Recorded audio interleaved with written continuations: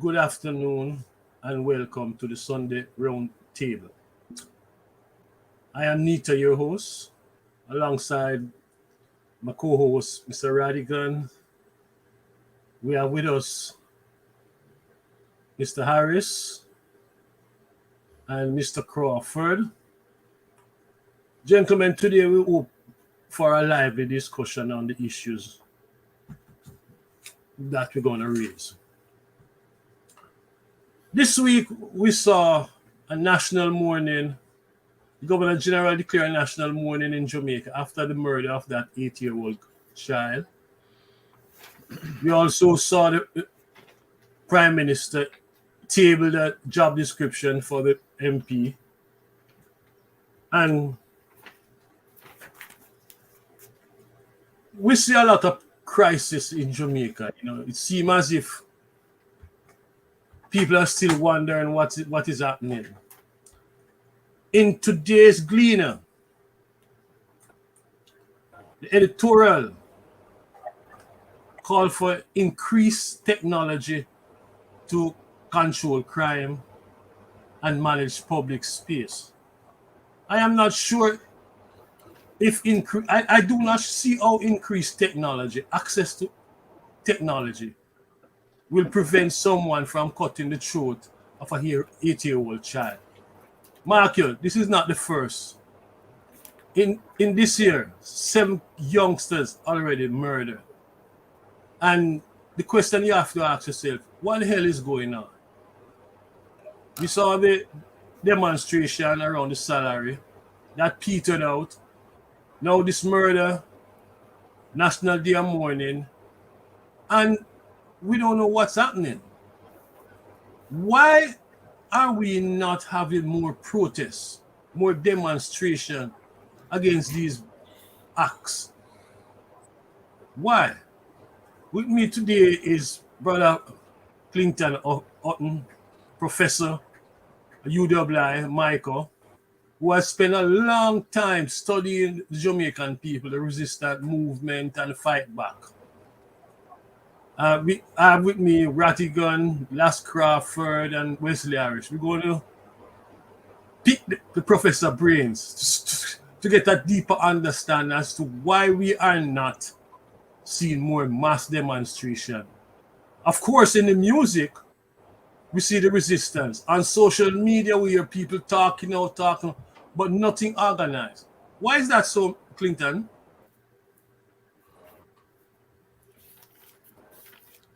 Clinton.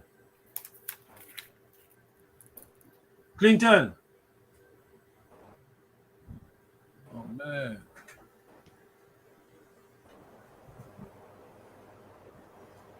Okay, can we go to someone? Radigan, why is that so? Why aren't we seeing more demonstration? Why aren't we seeing this sort of thing? Fight back. I think Clinton back on.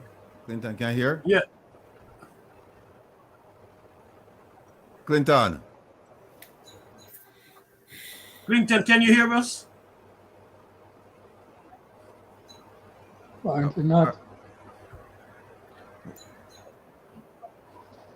While I'm perfectly willing to answer while you work out the issues with him. Yeah?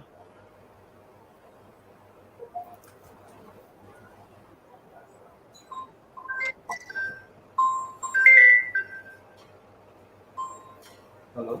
Clinton, can you hear Radigan? No.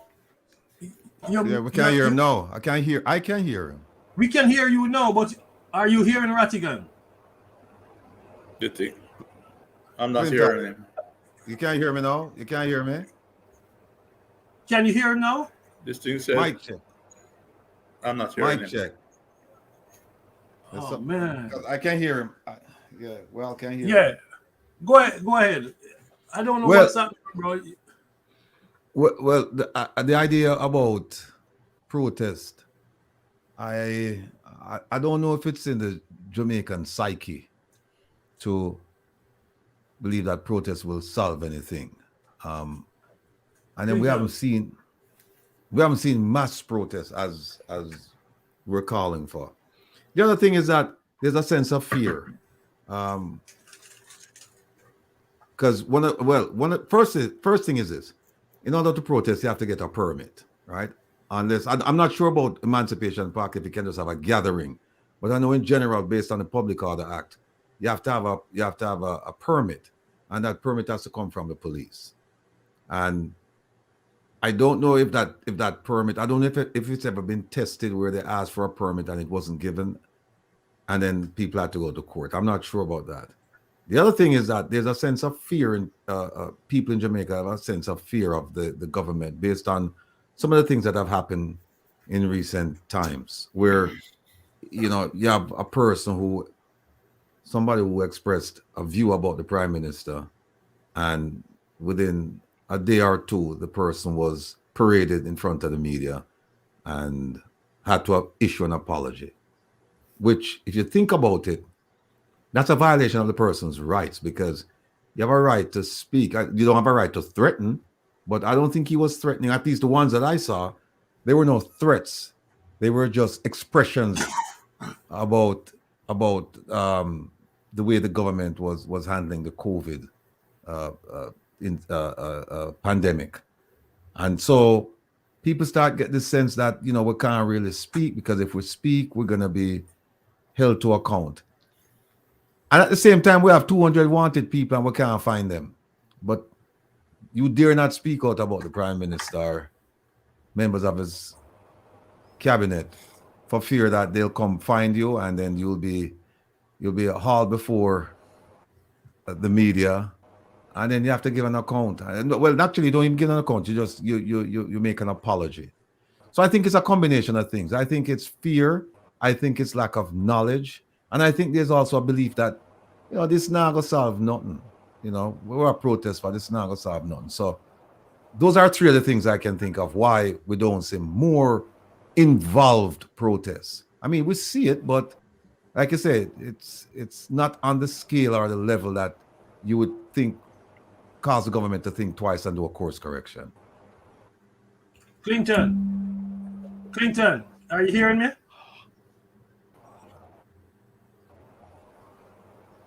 Anyone last, Wesley, you want us to follow up on Rattigan? Yes. Clinton, you hearing us? Go ahead, Hello? Wesley, our last. Hello?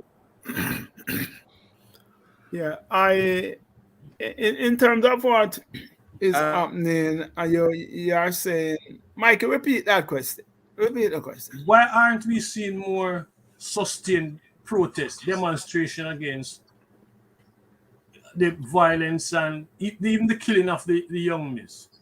The Governor General declared a national day of mourning, and I'm not sure what happened. Seeing that was a spontaneous thing, organized, but it's just one day. Wesley, can you sit back? I'm not getting your full face, my brother. I'm not getting Just a question: why aren't we not seeing more protests, more sustained protests? And when we see process, it's just for a short time. Most of the protests we are seeing is on the internet, social media, people cursing out the government and what have you. But that's not going to bring any result. Not changing the conditions. So Radigan put forward 3 reasons. What the others think? Clinton, you there? I think, Mikey, part of the problem is I think there's a preoccupation amongst the people to try put food on the table. That's one reason, I think, because the conditions, economic conditions, pretty bad for most people, and most of the protests means people taking time either away from work or away from them livelihood to go out and protest. Another aspect I think is leadership. I don't think the leadership is there amongst the people to really make them feel energized enough to take on some of the issues facing the country right now. I mean, the few people who will independently go out on the streets, it's not enough to sustain the kind of protest that will bring any kind of results. Like the other day with the salary thing, there were people who were willing to go out on the streets and make them voices heard. But I mean, being out on the street and seeing the kind of support that is there, you know, it don't energize the thing enough to make it sustainable. You know, that's part of the problem, I think. I agree with Radigan too, that there's certainly a level of fear among some sections of the population. I mean, there might be some kind of repercussion, you know, either from the government, the police, you know, or probably criminal elements aligned to the government or whatever forces they are speaking out against. Clinton, not Wesley. Yeah, you want to come in here? I am in agreement with all the things that is said already, but I believe, to take it a bit further, is that yes, people in their self feel that they will be victimized by the government, and more than anything else, the police or the security force. Because the police is not just that. The security force consists of the JDF, the military, and the police. So they are in one accord now, working together. And their mission and their thing is to crush anything that rise in a public way against the government. So people are definitely afraid of being hurt by that police brutality, military brutality, right? But the most important side of it is not that police brutality wasn't there when we were protesting. We protest. I think we carry out more protests than any other generation in this period, in this country, right? But because of leadership is what counts. If somebody knows that there's a leader out there, that if anything happens, that leader will take up the mantle, will take up their cause and say, well, all right, you cannot lock up Wesley because he was in his right to protest, and there's a lawyer for him coming through the political movement or the youth clubs and so forth. That is not there. That is non-existent, right?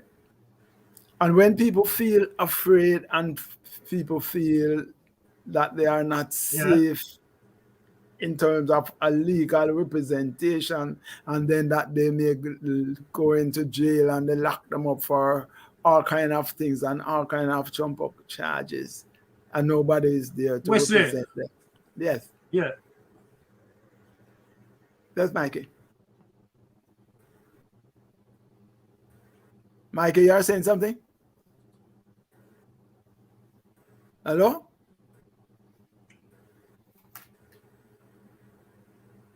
Hello? Well,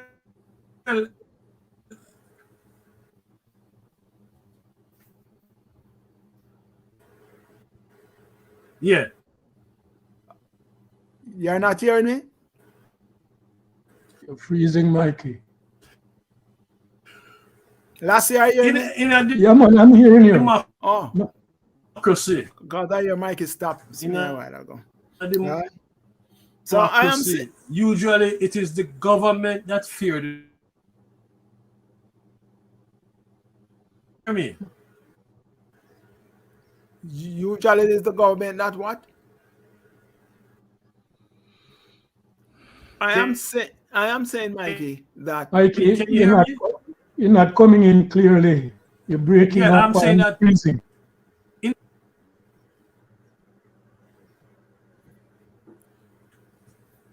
Mikey, we are not flowing. breaking. I will continue and then we pick it up. Yes, so in those instances, then people are afraid.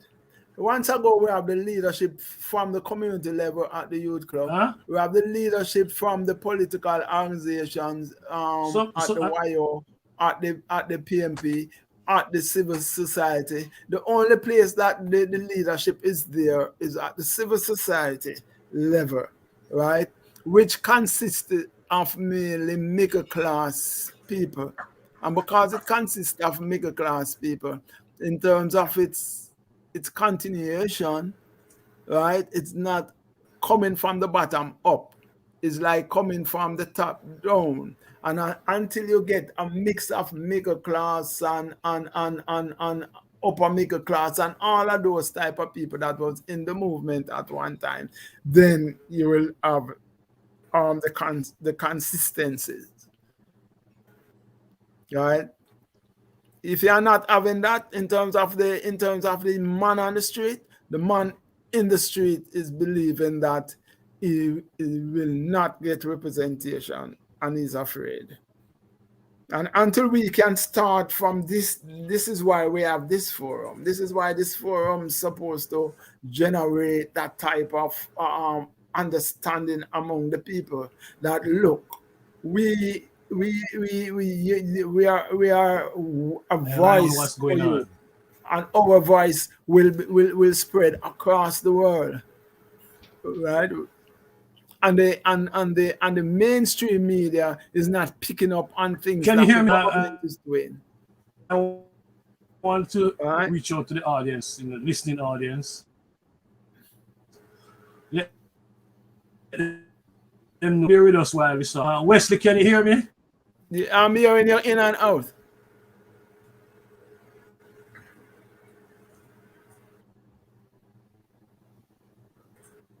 Radigan? Yeah, man. Mic check. Yeah. Mic check. Yeah, man. Hearing you loud. All right, roll it now. Just Mikey, we're not hearing. Yeah, I'm hearing you now, Wesley.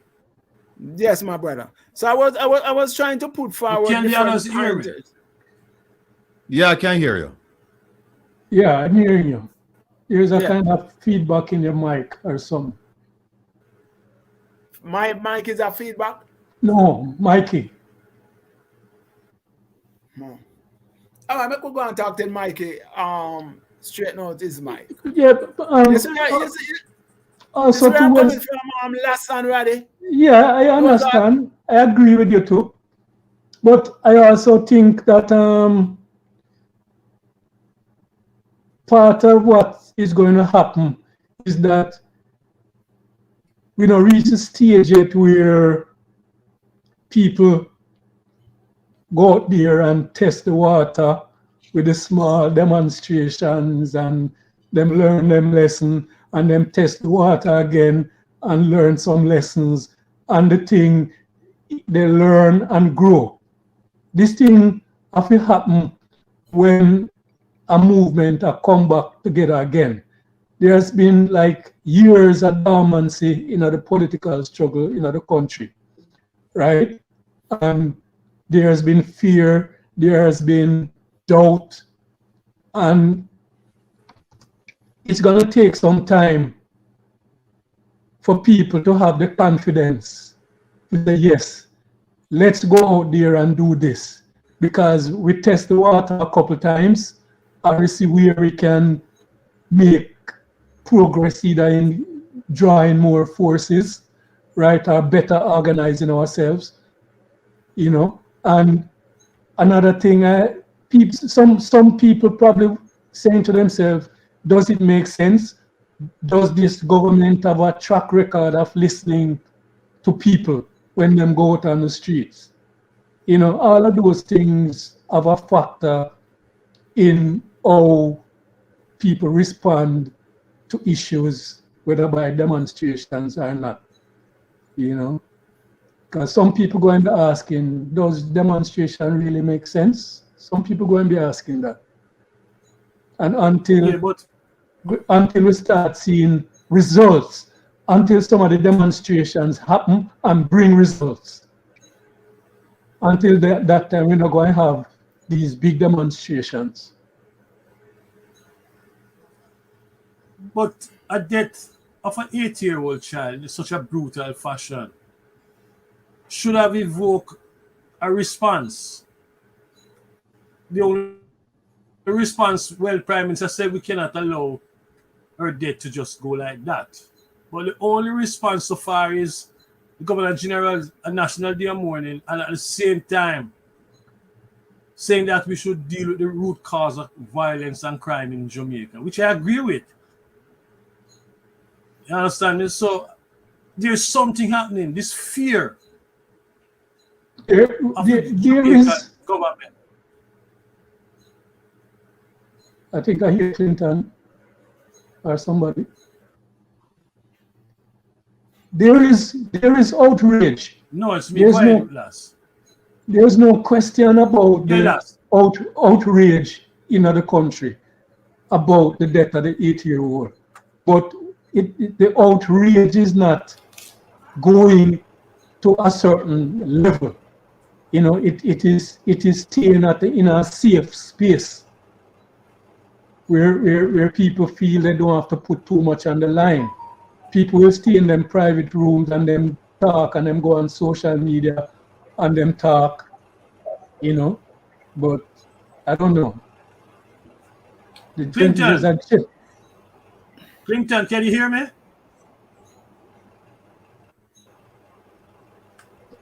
Can you hear me, Clinton? Radigan, you want to expound some more on those 3 points? Yeah, I'd be glad to. You mentioned that the... Yeah, I'm hearing you. Okay, all right. Well, the question for you, Clinton, is why are we... I am hearing you. Are you hearing me? Can you hear? Yes? Yes, I'm hearing you. Yes, we are hearing you. Clinton, the question for you is why are we not seeing more protests in Jamaica? Are you hearing me? Yes, Clinton, go ahead.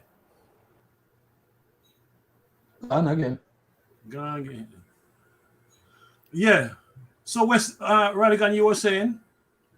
Yeah, I was saying that the Governor General, I mean, it's the act itself was outrageous and affected everybody.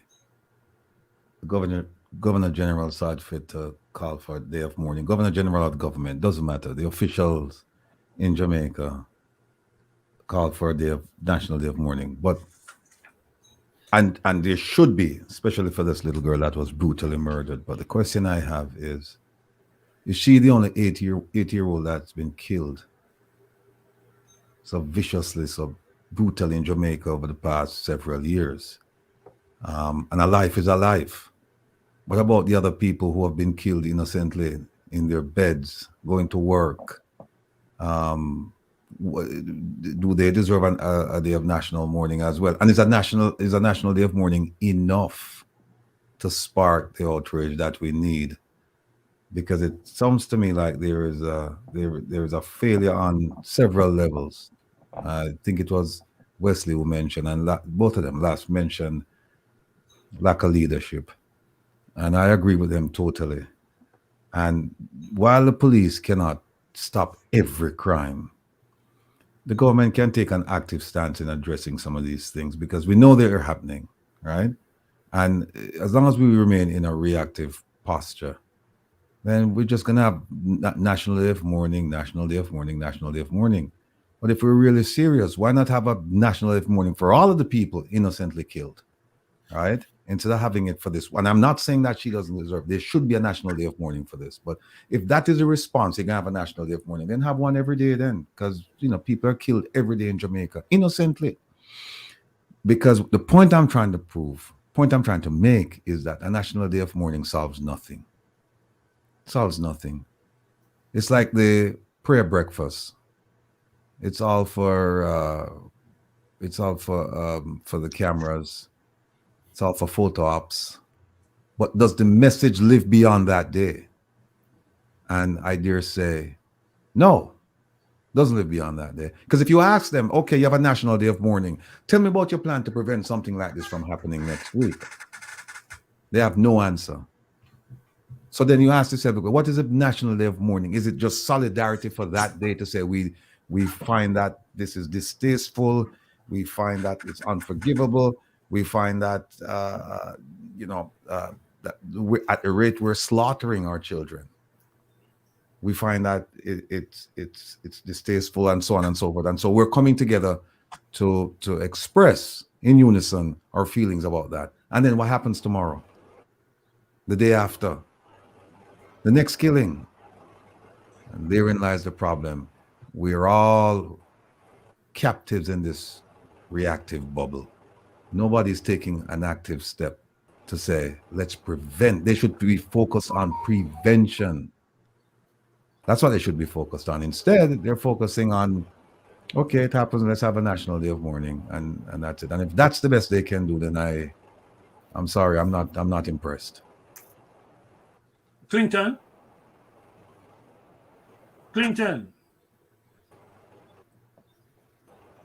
Mikey, where Clinton is his internet is a problem. He lives way up in the mountains. Okay. Go ahead. So he will have that problem coming in and way up in the mountains. Yeah. So that's you're going to have to wait on him to come in. I will continue the discussion. Yeah. Well, let's do that. Last, why a national day is a waste of time? A national day of mourning? Hello? I wouldn't say. Clinton. He's not hearing. Go ahead.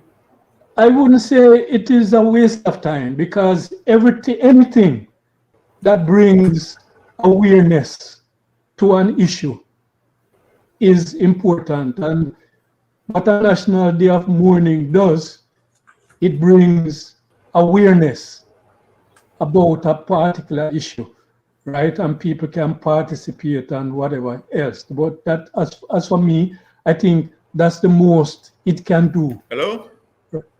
Right? Hello? I'm not hearing. Not hearing. Go ahead. Go ahead. Are you hearing me, Clinton? No, I'm not hearing. Go ahead. All right. Yeah. As I'm saying, the National Day of Mourning will bring awareness, but that's not enough. I mean, it goes back to the issues we've been discussing about crime and crime fighting and security in the country. I mean, until the structures are in place to make people feel secure and to secure our kids, whether they're in school, and secure people generally across the country, I mean, these things are going to happen again, and people just not going to feel safe.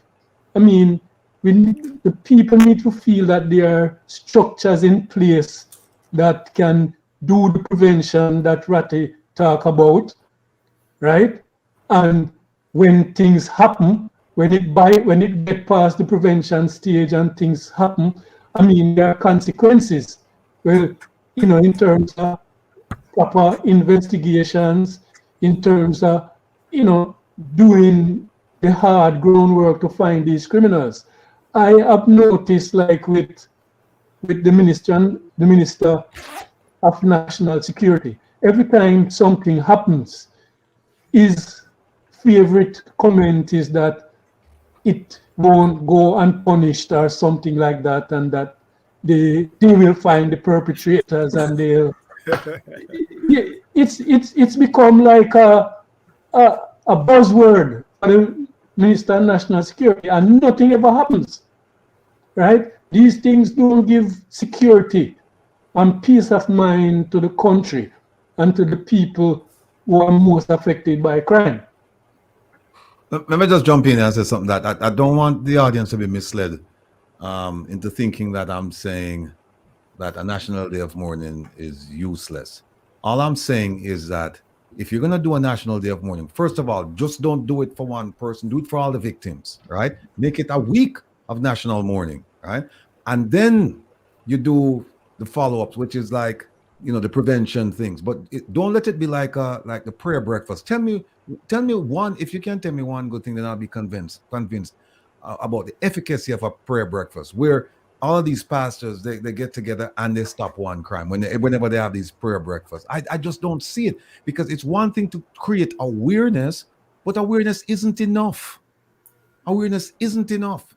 You need action on top of that, and to me, the posture of saying, okay, we create the awareness and then we'll wait for the next one to happen, and then we'll have another National Day of Mourning, and then we'll create awareness, and then we'll wait for you see the cycle? We have to break that cycle. And I don't see positive steps being taken to break that cycle. And by the way, there's a police commissioner, Williams. His favorite phrase was, "No stone will be left unturned." And it might as well him never even said that, because him said, "No stone will be left unturned. We're going to get to the bottom of this." And if you go back and you look at his record, you see that probably, Nothing. the overwhelming majority of the cases that he spoke about, no stones would be left unturned. All that stone them left unturned, because them not arrest nobody for a lot of the crimes. That's my issue. I assure that's my issue, Radigan. They always say, we're going to leave no stone unturned, and we're going to get to the bottom of this, and these people will not get away. And in every instance that the Minister of National Security comes out, even says something like that, it die a natural death. Mm-hmm. True. And that's not comforting. That's not comforting to the population. We need when these people, whether the police commissioner, the Minister of National Security, the Prime Minister, we need, when these people talk, we need to see consequences. What's the use of talking tough and there's no consequence for anything? And I think that is what is leading to some of the doubt that people have. That is what is leading to the doubt that people have in going out on the streets, or in reaching out to the member of parliament, or saying things to the police or whatever, because nothing ever happens. Well, I think anything that highlight the problem in Jamaica is good. So I'm not going to rule out a national mourning, day of national mourning. I agree with Rattigan that it has to be much broader. And as a gentleman made this point in today's Gleaner, we need a national day of mourning for all victims of crime and violence in Jamaica. But like everything else, this government is a reactive government, and not just a reactive government.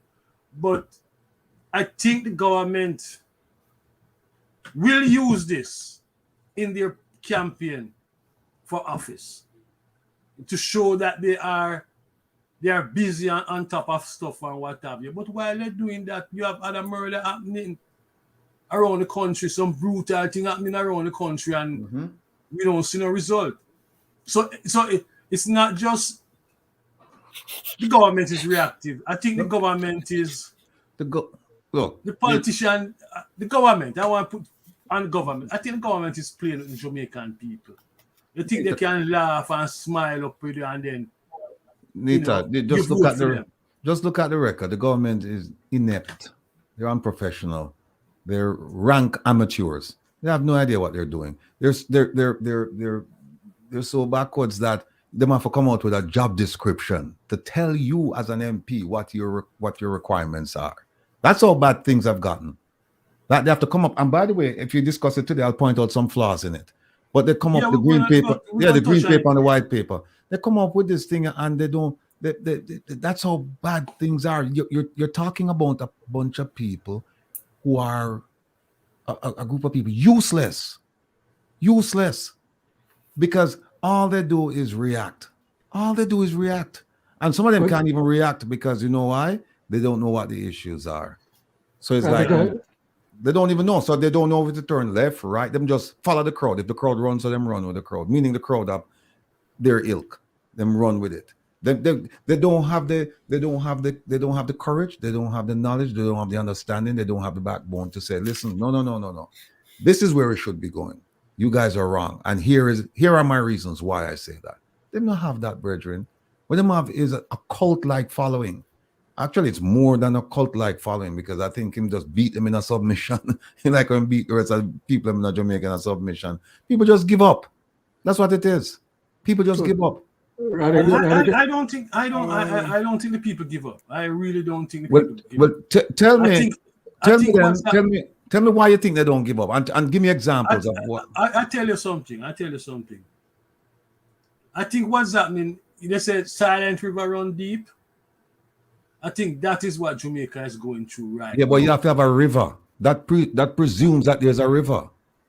I think the river is the masses of the people. No. But that's what I'm saying. There's a stream. There's a stream coming. The streams are the different. You remember rivers start with streams. You remember that? River don't just come in a big flow. When it reaches the valley, then you see the river. Right. So we are coming. The streams is coming in this period. But the question then is, where are the streams at this point? The streams is the small demonstration. The streams is the people reaction on social media.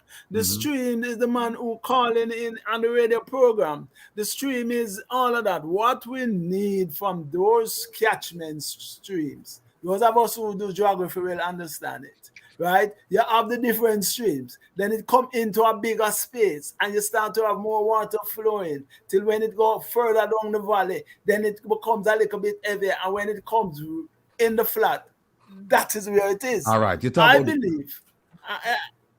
Yes. No. Let me. Sorry for interrupting. Go ahead. You use geographical terms. You use geographical terms. Well, if you're going to talk about a stream or streams, right? Flowing into a river, there's something called an oxbow. This is geography, you remember that oxbow lake, where yes. It's a shortcut. The river used to go like this, and over time it just goes straight. That's what we need, and we need it in a hurry. That's what we need. We don't have time to go around the curves and the bends and all of that because you lose people with time. You need, if it's a stream, I just say it has to be a powerful stream. And I think I get what you're saying. What you're saying is that we need to harness all of those streams into a river. Because they're going in different directions right now. You just need to harness them. And that's the challenge. And that's what I'm saying. All right. Just to follow up, Mikey, if you give me the chance to. Go ahead, man. Go ahead. Yes. We speak on a few things. I just need to say some more things to it. In terms of the one day thing that the GG came about with, right? I believe what the GG came when he came out with that was to give the nation thanks for his high raise in salary. Right? He wasn't doing anything. Agreed. So he wants to say to you that yes, now that I get a raise in salary, yes, I can start do something. Yes, it is important for us to have these type of things. And I'm gonna go back. I don't want to sound ungrateful. When my grandson was killed, and I will always say it, the Jamaican public came out, right? And we have a day of mourning. And the government at that time said that in terms of the bus system and those things, they will have a better bus system for the students and so forth. Nothing like that happened up to today. There's no school bus system. So they will come out with the same thing. In terms of a one day mourning, one day mourning is not good enough. Yes, one day I think what the GG didn't have a plan.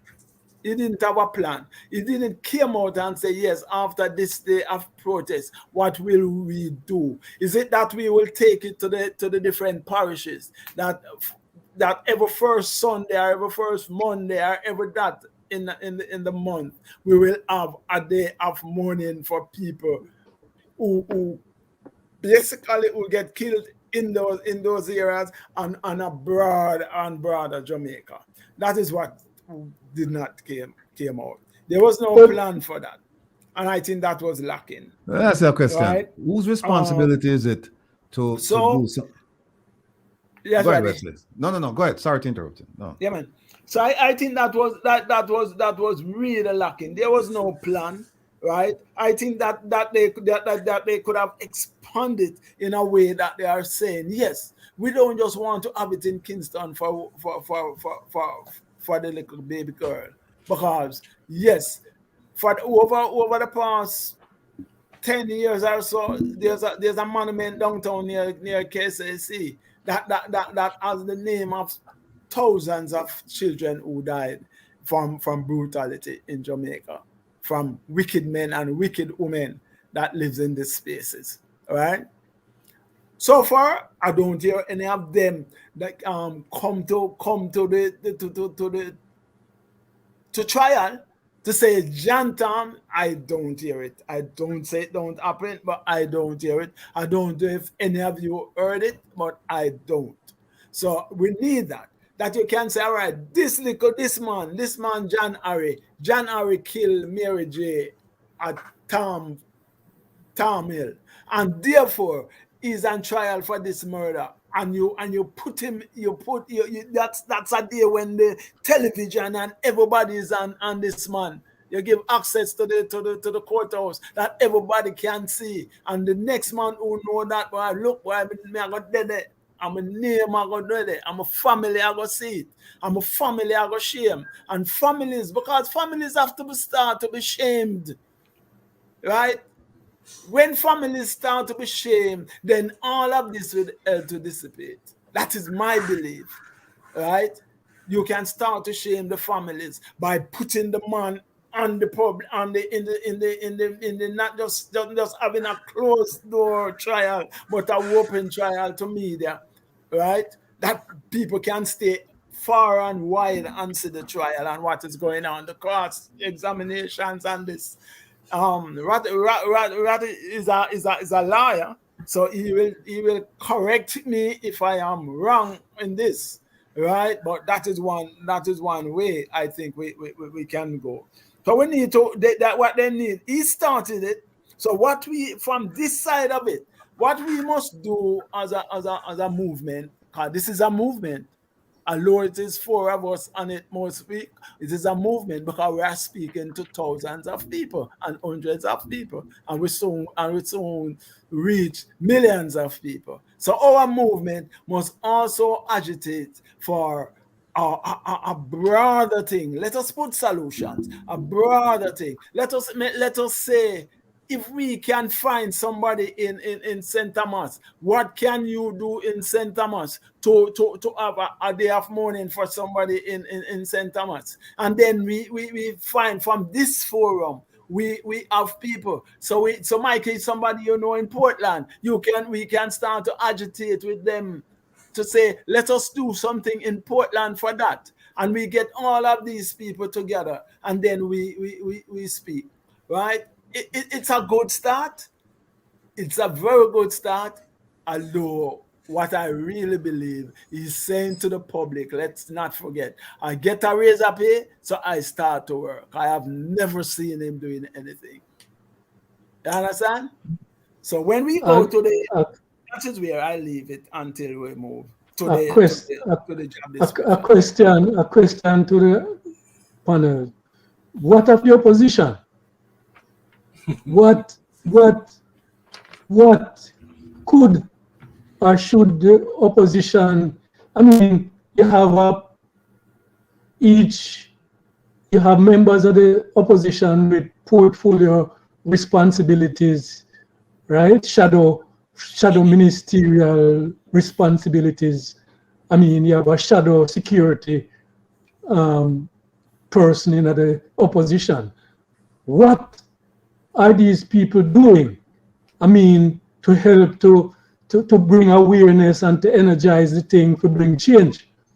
Because we talk about leadership and we have to start pointing fingers. If we're going to talk about leadership, we can't talk about leadership in a vacuum. We have to start pointing fingers at the people who should be leading, right? And one set of people who should be leading in this area is the opposition, the PNP. I mean, we are the people who should be talking about national security and making recommendations, right? And helping to clarify for the public what can be done differently than what the GLP is offering. We have not heard that from the People's National Party, and that is part of the problem, that when people go out there to demonstrate, what are they demonstrating for? What do they want to see change? What do they want to see that is new? I mean, it is for the opposition, right, to help the people to formulate these kind of ideas, you know, to bring to bring some kind of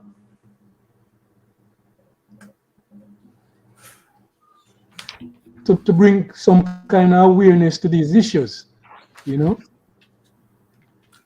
Well, I must say this: the People's National Party is doing stuff, you know, but very limited, because access to resource.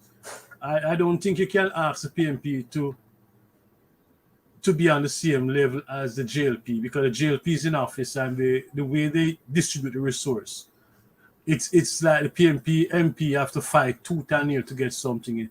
But I agree with you. The PNP need to be more active. But the PNP is just one organization. What about the other organizations involved? Is it time to have a national alliance or something? Because I don't see one party by itself leading to a restoration of Jamaican values and what have you. It's going to take more than the PNP, my brother. It's going to take more than the PNP. Am I wrong? Can I say something? Go ahead, bro. Mike? Go ahead. Yeah. I agree with Lass in terms of where the leadership from the PNP, but let's follow up in terms of what I was saying in terms of the national thing. As I say, and I'm going back to the GG started because he got his raise and because he knew we want Jamaica to believe that he's working. Right? So it started a one-day thing in Kingston. I believe now with us, and I want us to see ourselves as leaders, because we are leaders. We are leaders. We were community leaders and national leaders at different times growing up in Jamaica. Right? I lead one of the biggest organizations in Jamaica nationally. You know that, Mikey. You were a part of that organization, right? You were a part of the leadership of that organization. See? So things, when we started those we make things happen. We make things happen. We have national demonstration in the field. When against the IMF in the early years, we bring out the housing workers, we bring out the people from the community, and it becomes national at that time. And we were the engineers of that. But this time the conditions are different. Yeah, no, well, I'm going. You still have people on the ground. You still have PNP, still have community, still have people in their community who are vying for MPs, who are vying for councillors. So what they need to do, as I'm saying, crime is one of the main thing on the country. And then if you can get people, because the more people you speak to, you know more. You know that, me know that. So what they need to do is to have a national day of mourning across the country at different time. The PNP needs to deal with that. Use their organization at the level, at the community level. I don't think a national day of mourning without support from the government will be impactful. No, I don't want it to be one day, no. I don't want it to be one day. I want it that every parish like this month we have it in Portland. Like what we have in Kingston yesterday. Or who over the weekend gone, who right? lead that, Friday. Who organize and lead that effort? Who you say organize? Yeah, the opposition party. It organized from the GG. That's why I'm saying somebody must take it from the GG. Although the GG do it in an opportunistic way. But Wesley, right? We must make that change. Can I say That's something, what I'm Wesley? saying. Can I say something, Wesley? On the ground. Can I say something on that, Wesley? My position, is that. Yeah, man, I'm listening. I will ask a National Day of Mourning. But how much days of mourning do we need? The National Day of Mourning or any day of mourning is just for awareness. It doesn't solve nothing. Right? It's just an act of awareness. It's not something to solve the problems. What we need are things to solve the problems. If you go and move something across the country, move something across the country that is going to make a difference. And if we have 14 days of mourning in every parish, we still, when we come back to Kingston, we're still at square one. No, I am not. Right? That is my Wesley, allow last to finish. Go ahead, finish. Yeah, go ahead, Wesley. Go ahead, Wesley. No, I am not saying that the national. Even what I'm saying, the national Wesley, day of mourning is where you gonna galvanize the support of the ground, and at that time, the people, you're gonna ask the people on the ground, what is it that we need to make the change in this society, right? It's not that you just go and speak of God and Christ and sing prayers of praises. All right, you're gonna ask for people's recommendation in terms of what we need to do what is happening in this parish, right? What is happening in this parish? Is it that we are lacking healthcare in this parish? What is happening in and each person, each community, each parish that you go, you bring forward a list of things that people needs to see happen, and then when you come back together, you compile it and you pick out the similarities, and then you say, all right, these are 10 points that is coming out of this national day of awareness, because you have to start from somewhere, right?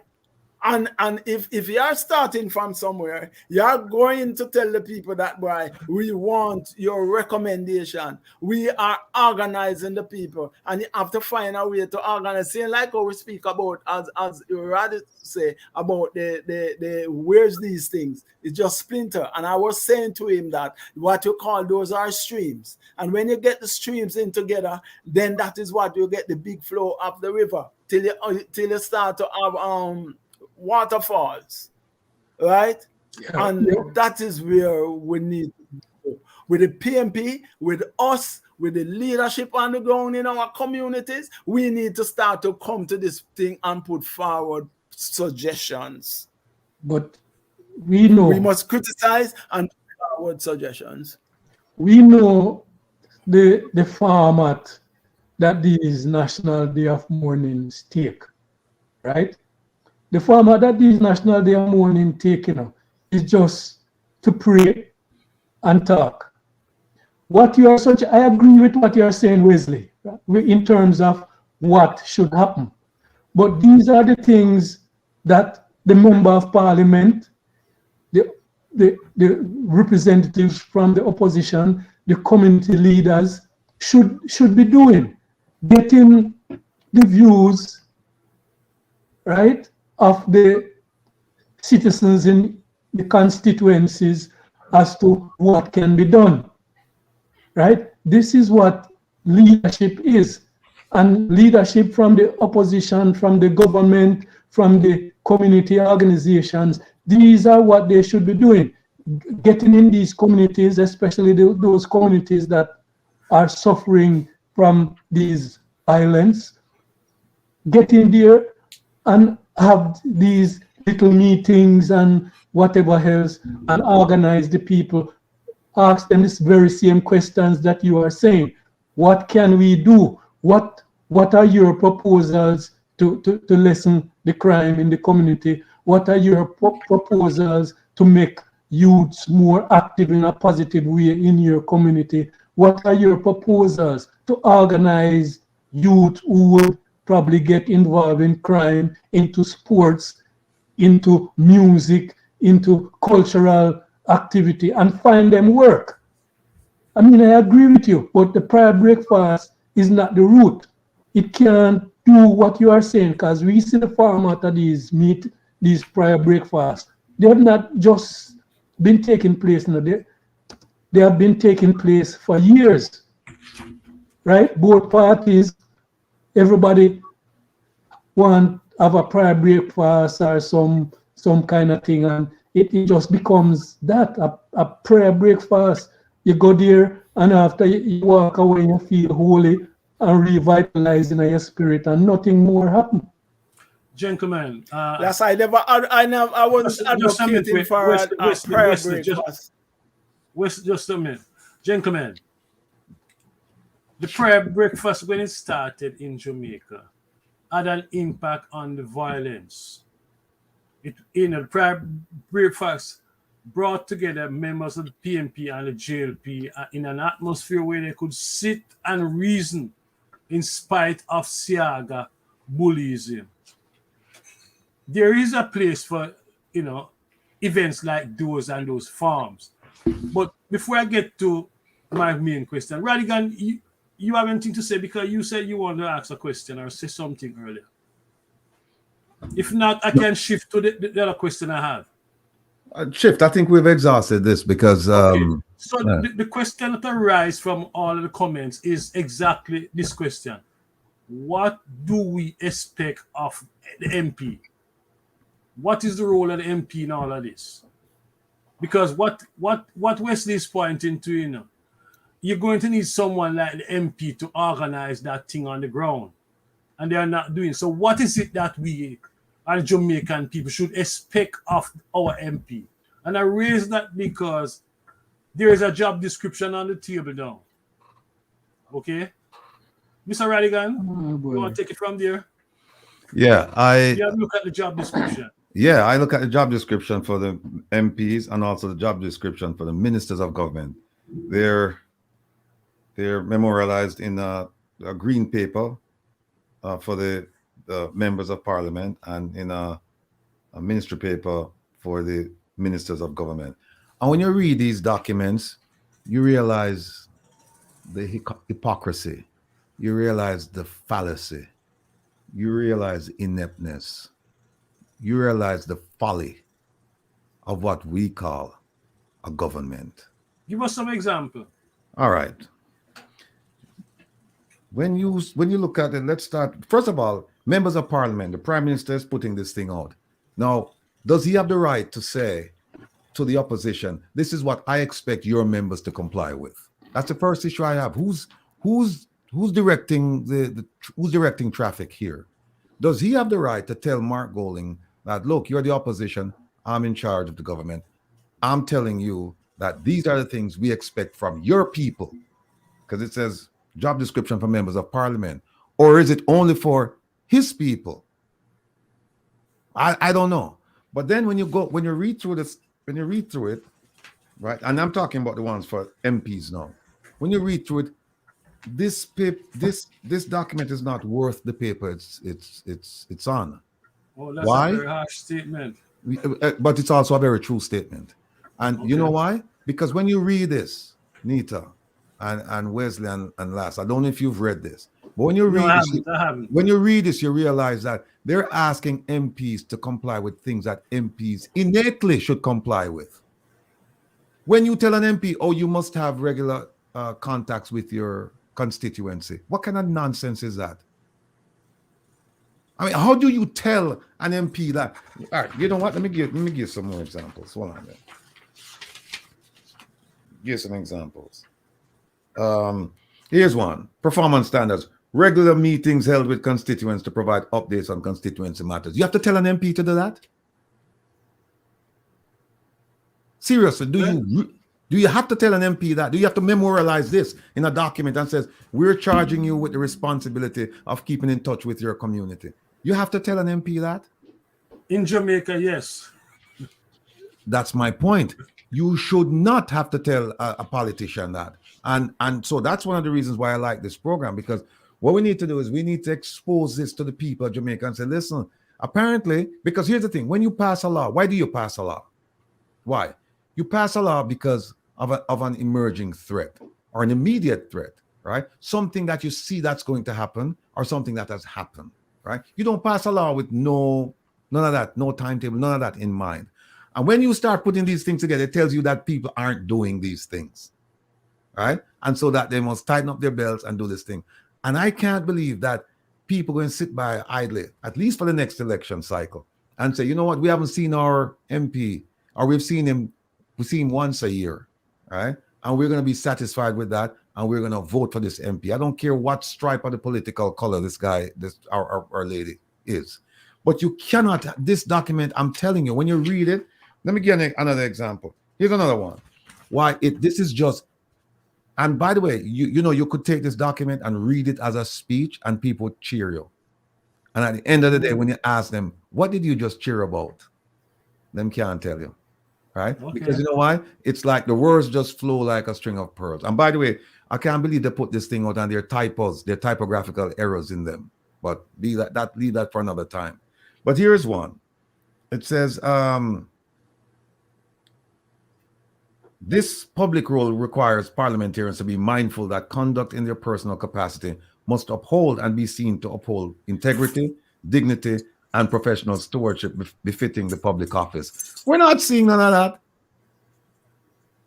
And this document won't have them comply. That's my point, because I think it was Wesley who mentioned consequences earlier, maybe last. But there are no consequences for not following these things. You know, the only consequence is the vote as come election time. There are no consequences in this. So say, if you don't do this, then this is we're going to discipline you. If you don't provide a report on time, we're going to discipline you. None of that is inside of this. This is just like the words just flow like a string of pearls, right? You can read this and people, like I said, people cheer you on. And then when you ask them later on, but if you ask the question, what if you fail to abide by these things? What are the consequences? None. At least not from Parliament, not from the Prime Minister, not from the Cabinet, none. And hold on, why your family the question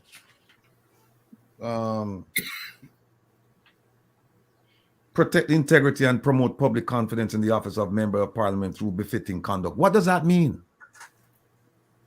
It means nothing. But your little girlfriend with a stool.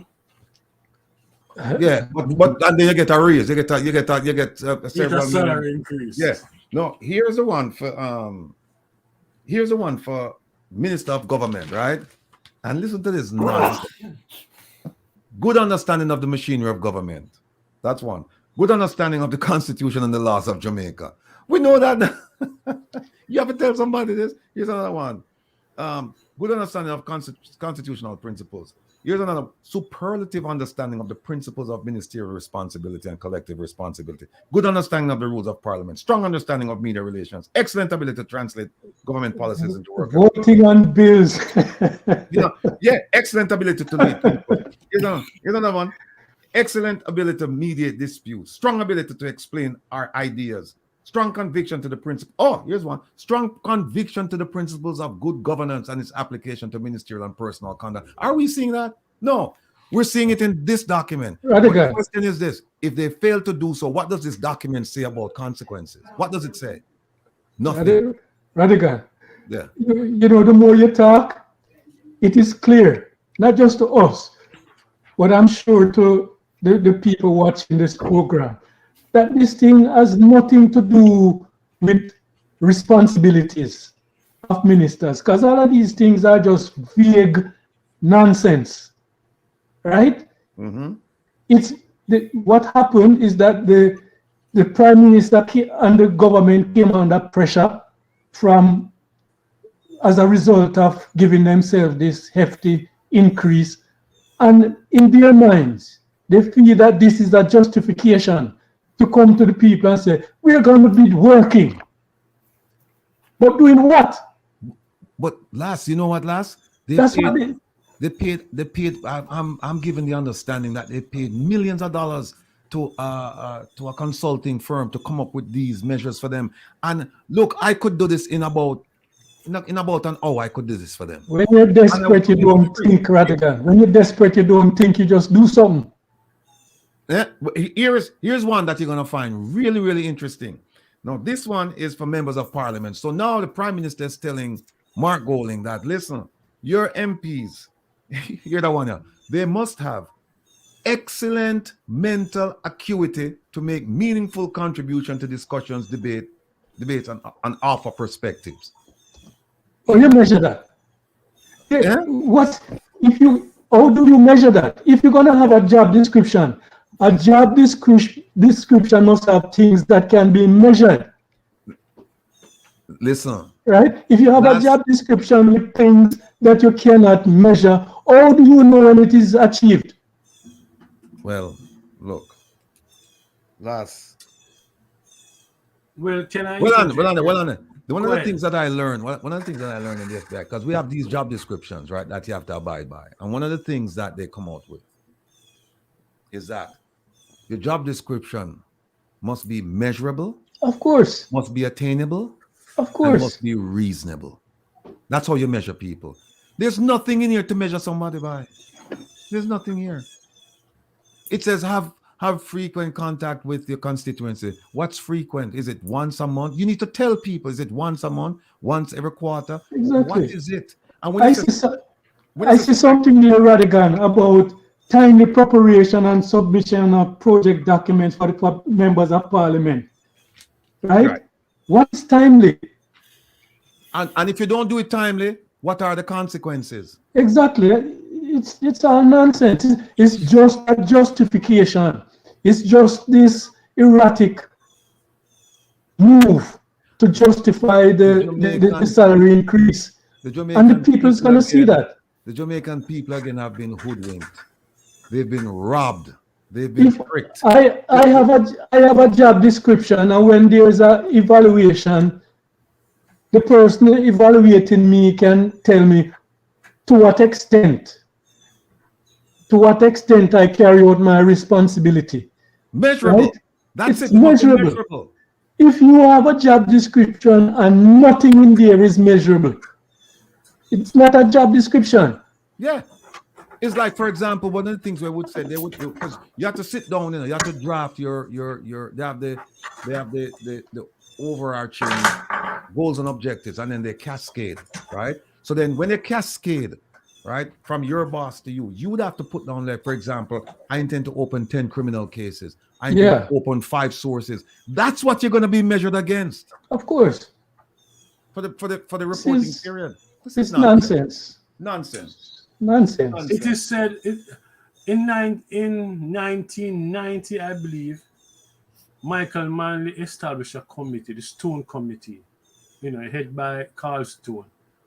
And they did a submission, they tabled a document in the parliament around job description for MP. But significantly, that document also had within it giving the citizen the right to recall. The right to recall. And the question is, if these MP fail to do what they are doing, we still have to wait 5 years before we can remove them. Well, that's why. Why not the recall? Why are they staying away from the right to recall? Giving Jamaican citizens the right to recall their MP. Why not? Why are they?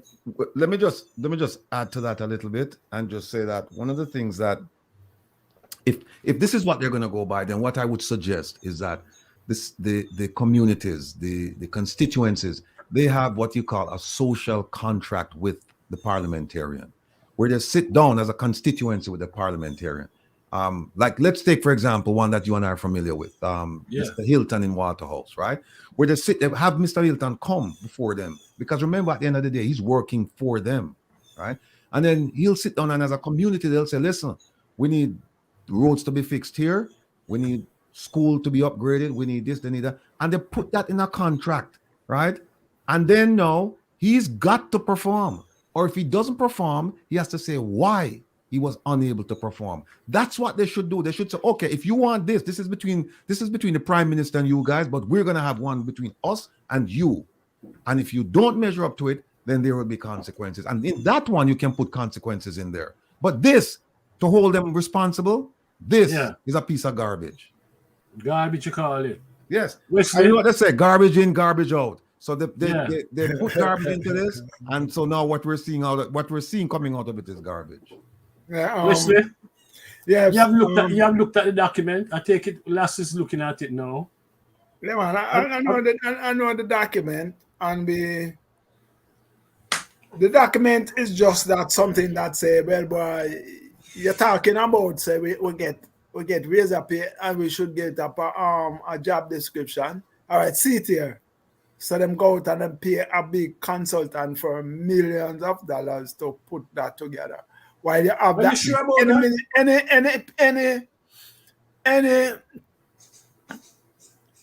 Anybody in the ministry who have those type of people could put that document together. Yep. So you're saying they pay millions of dollars to a consultant to that anybody could put it together. You have so much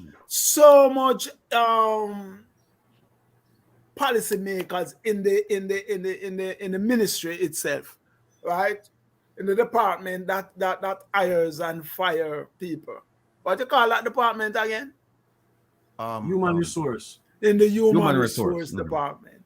Any good human resource professional He's right. could have put that document together. You don't have to pay for that. So that is one more ripoff this government did to the Jamaican people.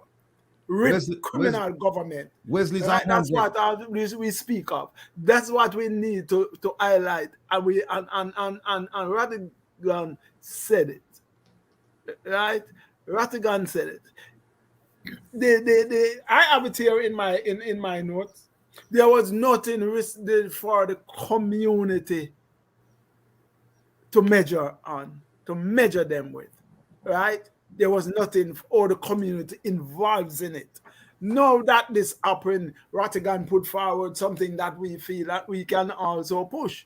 Yes, you don't put anything for us, but these are the pointers, right? That I feel that the community members, each community is different, but there will be standard things that community needs, right? So each according to his need, right? But there are standard things like water, road, etc. Those are standard things that will be in any document, right? Or do you, when do you have a meeting of the constituency, right? Or the division? Saying, because you know, said some communities divide up in 4 or 5, 6 divisions. When will you have a meeting of yours saying that in division A, right? let's go back to something that each of us know. Using Waterhouse as one of the division, right? Using, for example, say, Painland as a division, right? Using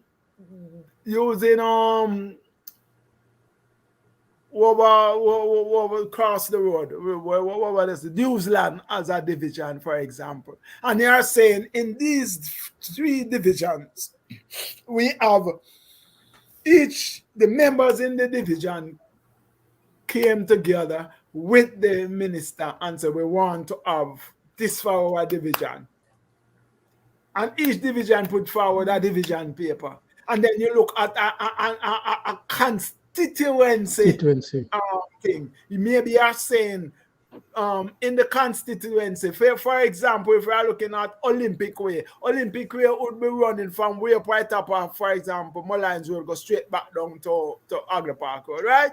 So that would be a general thing that all of us in that constituency use, Olympic Way, right? So we'd say, well, we need Olympic Way to fix, right? So that is a constituency program.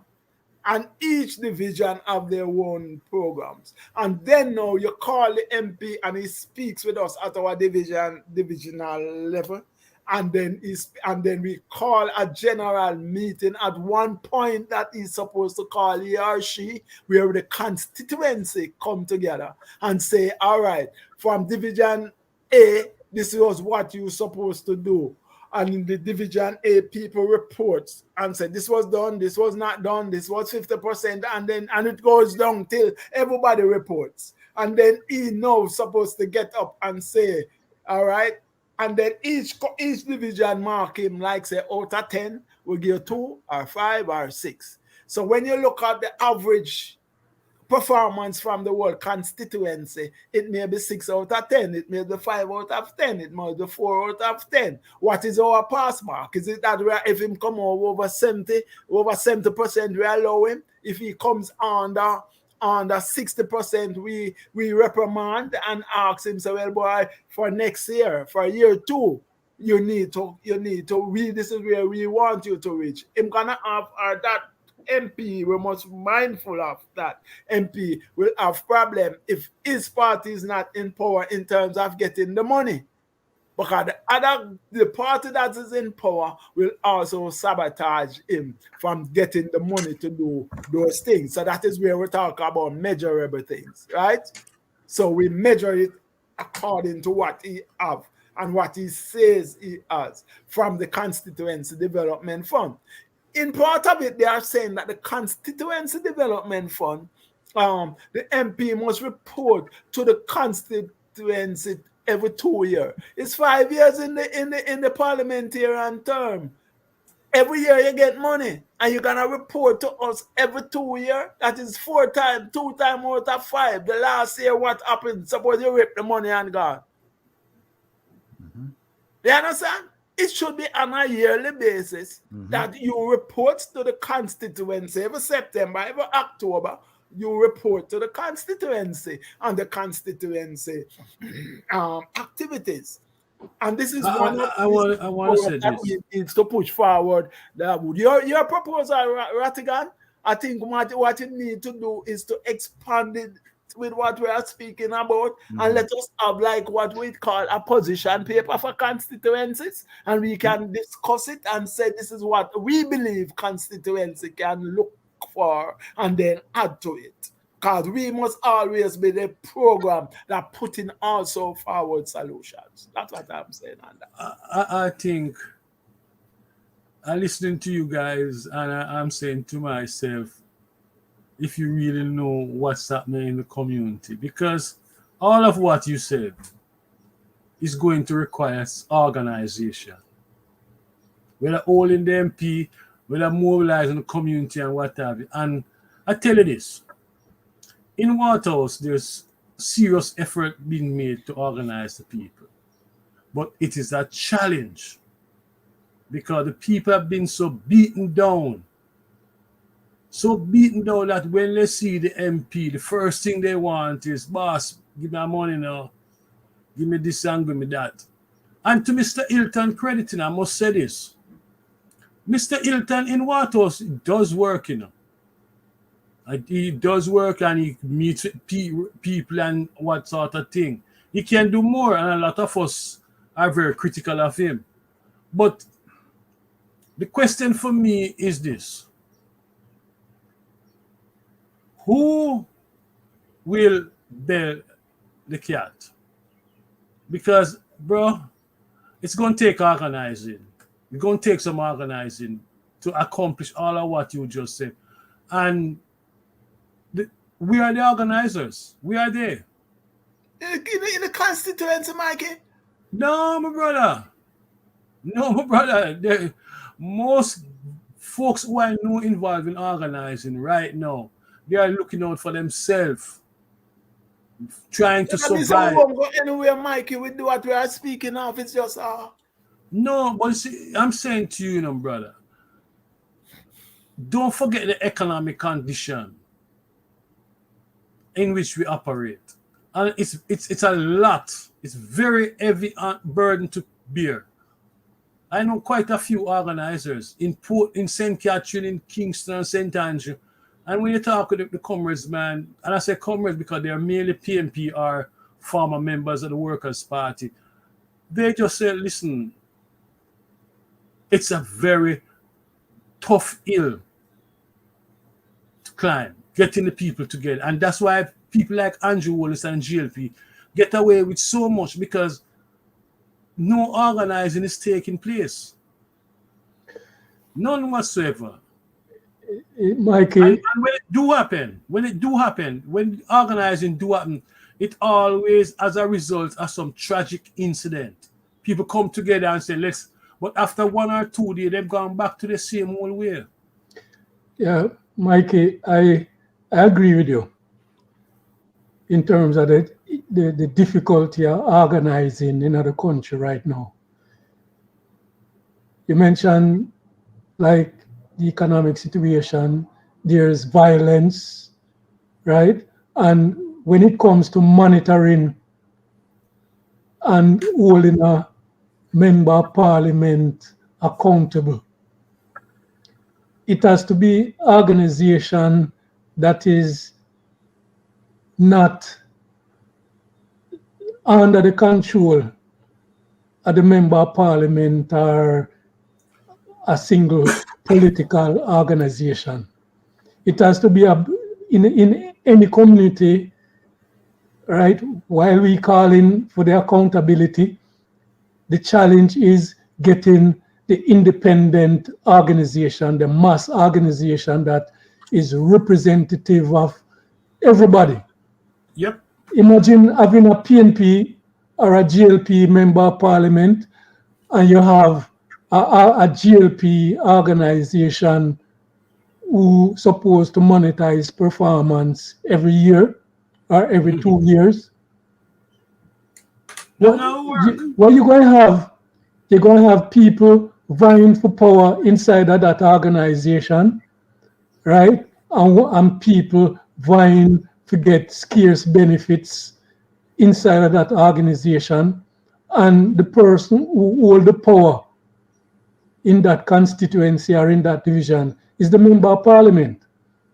So even though this is something we've been calling for years, it is a very difficult proposition that we are making, and a proposition that will take lots of organization in putting together mass bodies inside of the communities that are independent of the political parties, but at the same time representative of the community and of the parties themselves. So you're going to have PNP involved. If it's a PNP or GLP constituency, you have PNP and GLP and Christian and youths, where it has to be an alliance. Non-political, right? Christian youth, right? So it is an uphill struggle. It is a kind of struggle where take whole heap of awareness in the constituencies. You know, even though we call for it, it is not an easy road, and it is not something that we can just say, boy, you passed a thing in Parliament say yes, you're gonna have impeachment or you're gonna have recall, and you just go there and set it up. It's gonna take challenge to ensure say that this thing remain independent and representative, right, and fair. On that note, I want to shift to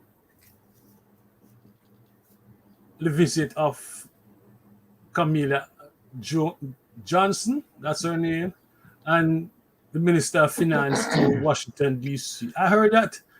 Oh man, I heard Mr. Radigan, you attended that thing. What really happened at that meeting? Somebody wrote me. Somebody wrote me while the thing was going on. Yeah. And say, can you speak up a little bit? Yeah. Can you hear me now? Yeah. Somebody wrote me while the but let me give the background.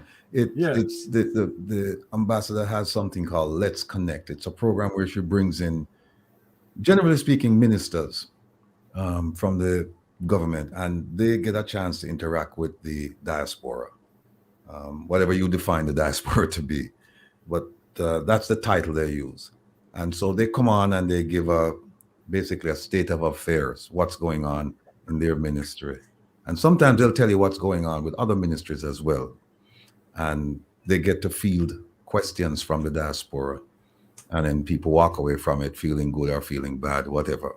But you're going to walk away from it with a feeling, you know. You're not, and it won't be the same feeling as when you come in. Because if you're a supporter, you come in and you say, yeah, you know, you feel bad. And if you're what feeling you walk away with? I walked away with a feeling that I got what I expected. I wasn't surprised by the things that were said. Your expectation was very low. Expectation was very low. And that's because the results have been very low. The results have been dismal. If you listen to and just for your listening audience, the ambassador had on two guests last week, Thursday night. She had on Minister Camilla Johnson Smith, Minister of Foreign Affairs and Foreign Trade. And she also had on Minister Nigel Clark, Minister of Finance and the Public Service. And if you listen to the first 20, 30 minutes of their presentations, you would think that Jamaica is poised for big things. Jamaica is on the cusp of just breaking out, becoming a first world nation in line with Vision 2030. Because the message they delivered in the first 30 minutes or so was that crime was on the decrease, the economy was doing great, and you got the sense that standard of living was okay, and everything was fine. Everything was under control. The ship was steady. You know, there were no waves rocking it, and the ship was being piloted by an able and competent pilot. But once the questioning started, you realize that the ship was rudderless and the seas were rough. Tell us more. Yeah, and it was just all over the place because there are a few questions asked. You know how it is, the ambassador, and this is a public secret. She would have, because we see demonstrations of it all the time. She would have some people that she would have in the chat room, whatever, and she would call on them, even though you may have raised your hand, but she realized that you're gonna detract from the message. Then she'd go past you and then call on somebody. In fact, when the Prime Minister and the police commissioner were here in December, what happened is that there were people in line to ask questions, and she skipped them, and then she started asking. Like she would say, "Michael, I see you in the chat room. I see you online. Go ahead and ask the Prime Minister a question." And what happened? It was distasteful, and it was demeaning, and it was embarrassing. What happened was people would say, "Oh, I didn't raise my hand, but yes, since you call on me, I just want to wish the Prime Minister well." And that happened like frequently, where she would call on people, and there were people waiting to ask questions. Well, this time around, there were some people there waiting for almost an hour. And one questioner asked the Minister of National Security one question, and he also asked the Minister of Foreign Affairs and Foreign Trade a question. The question he asked the Minister of Foreign Affairs and Foreign Trade was, he said, "There's a lawsuit against you." Essentially, I'm paraphrasing what he said. He said, "There's a lawsuit against you, and your response is that you didn't get a gift. But But everything that we've seen so far, you received the benefits from Fin Partners, the money that was paid to Fin Partners. You received the gift of services. And if you had won, it wouldn't have been the Jamaican government that would occupy that Commonwealth seat. It would have been you. And you would have been the one living in London. You would have been the one collecting the 200,000 plus salary. You would have been the one in charge of all of 54 countries. You would have been the one getting all the benefits, not the Jamaican government. The Jamaican government would have gotten a sense of national pride as a benefit to say we have a Jamaican as the Secretary General of the Commonwealth. But there was no benefit that Jamaica would have got, because there's nothing that you could have given to Jamaica that Jamaica wouldn't have gotten from any Secretary General. So we're trying to figure out who got the gift. If you didn't get the gift and the Jamaican government didn't get the gift, who got the gift? And she turned pale. She couldn't answer the question. Her response was, well, what I've said is the truth, and I maintain that I'm being truthful, and that's it.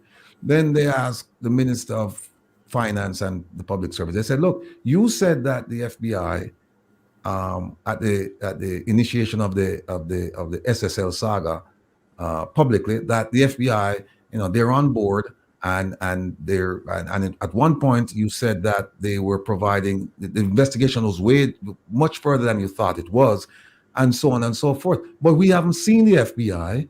We haven't heard from the FBI. We haven't heard from you since then. So what we want a status report from you as to what is the FBI doing? Is the FBI there, by the way, and so on and so forth.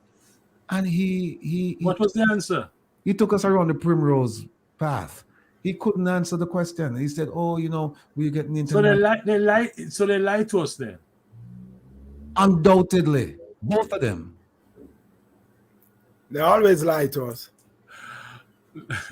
Let me pause you, Andrew. I want to heal up a listener right now. Big Dip, I see you in the chat group, so stay tuned. Yeah, they always lie to us.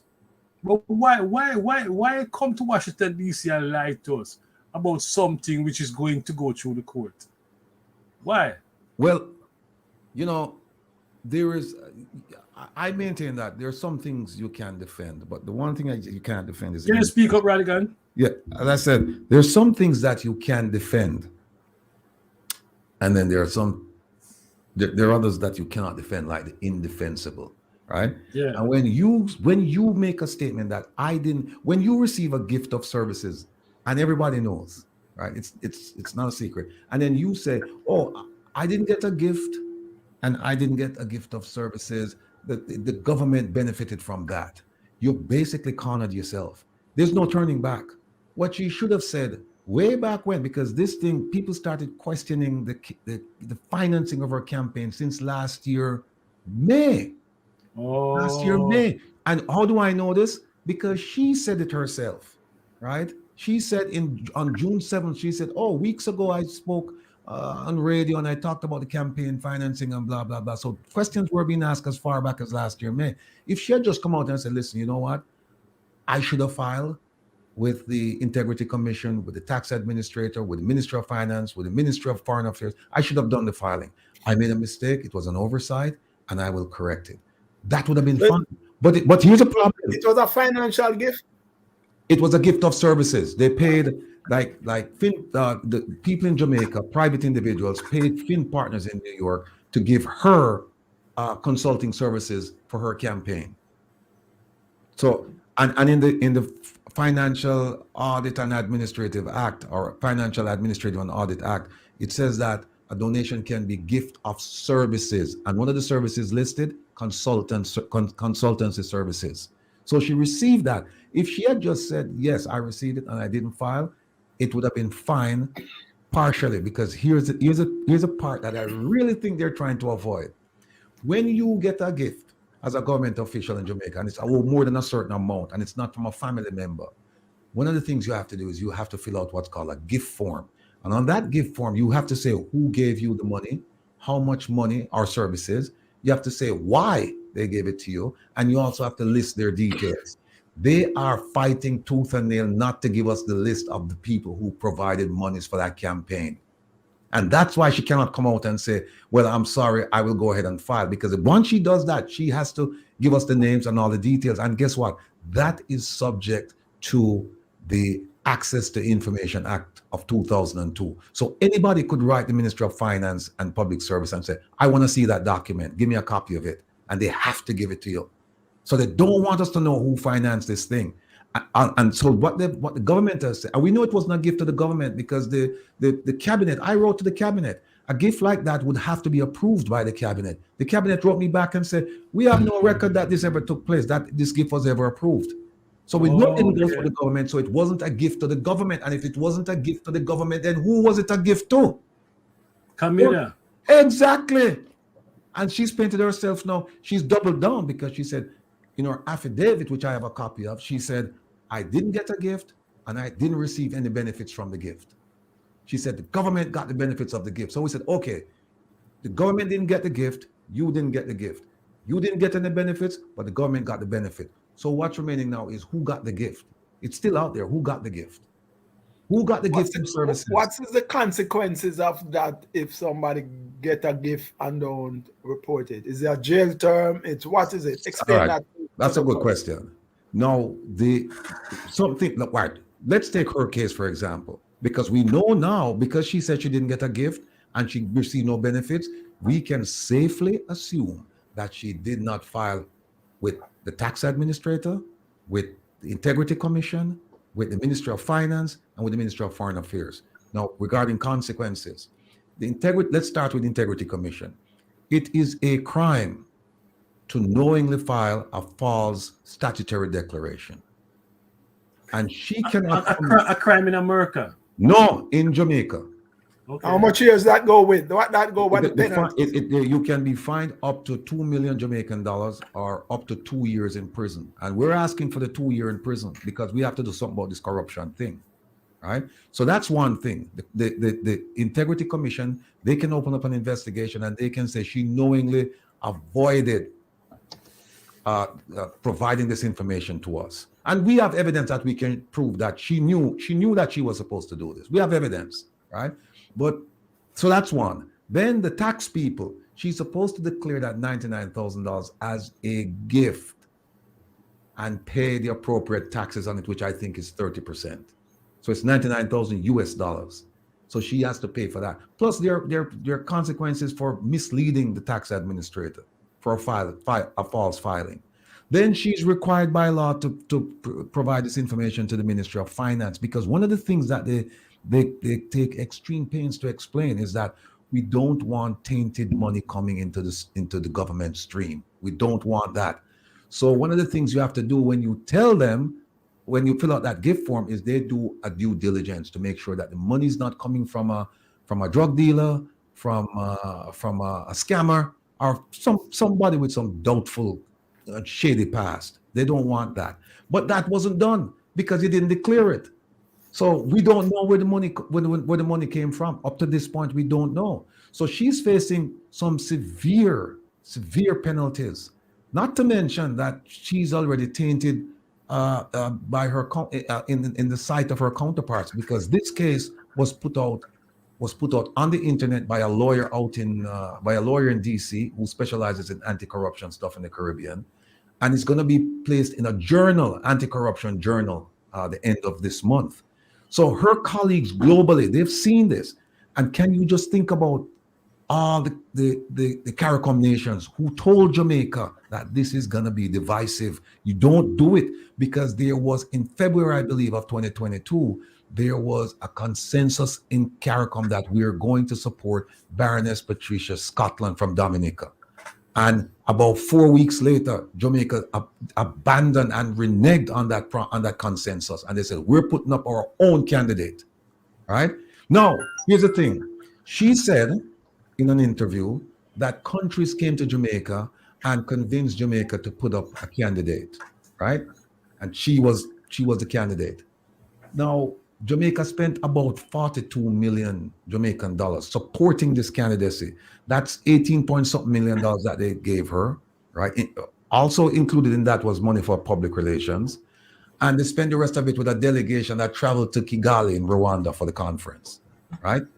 Now, think about this, gentlemen. Somebody comes to you and say, I need you to do this thing, and it's going to cost you money out of your pocket.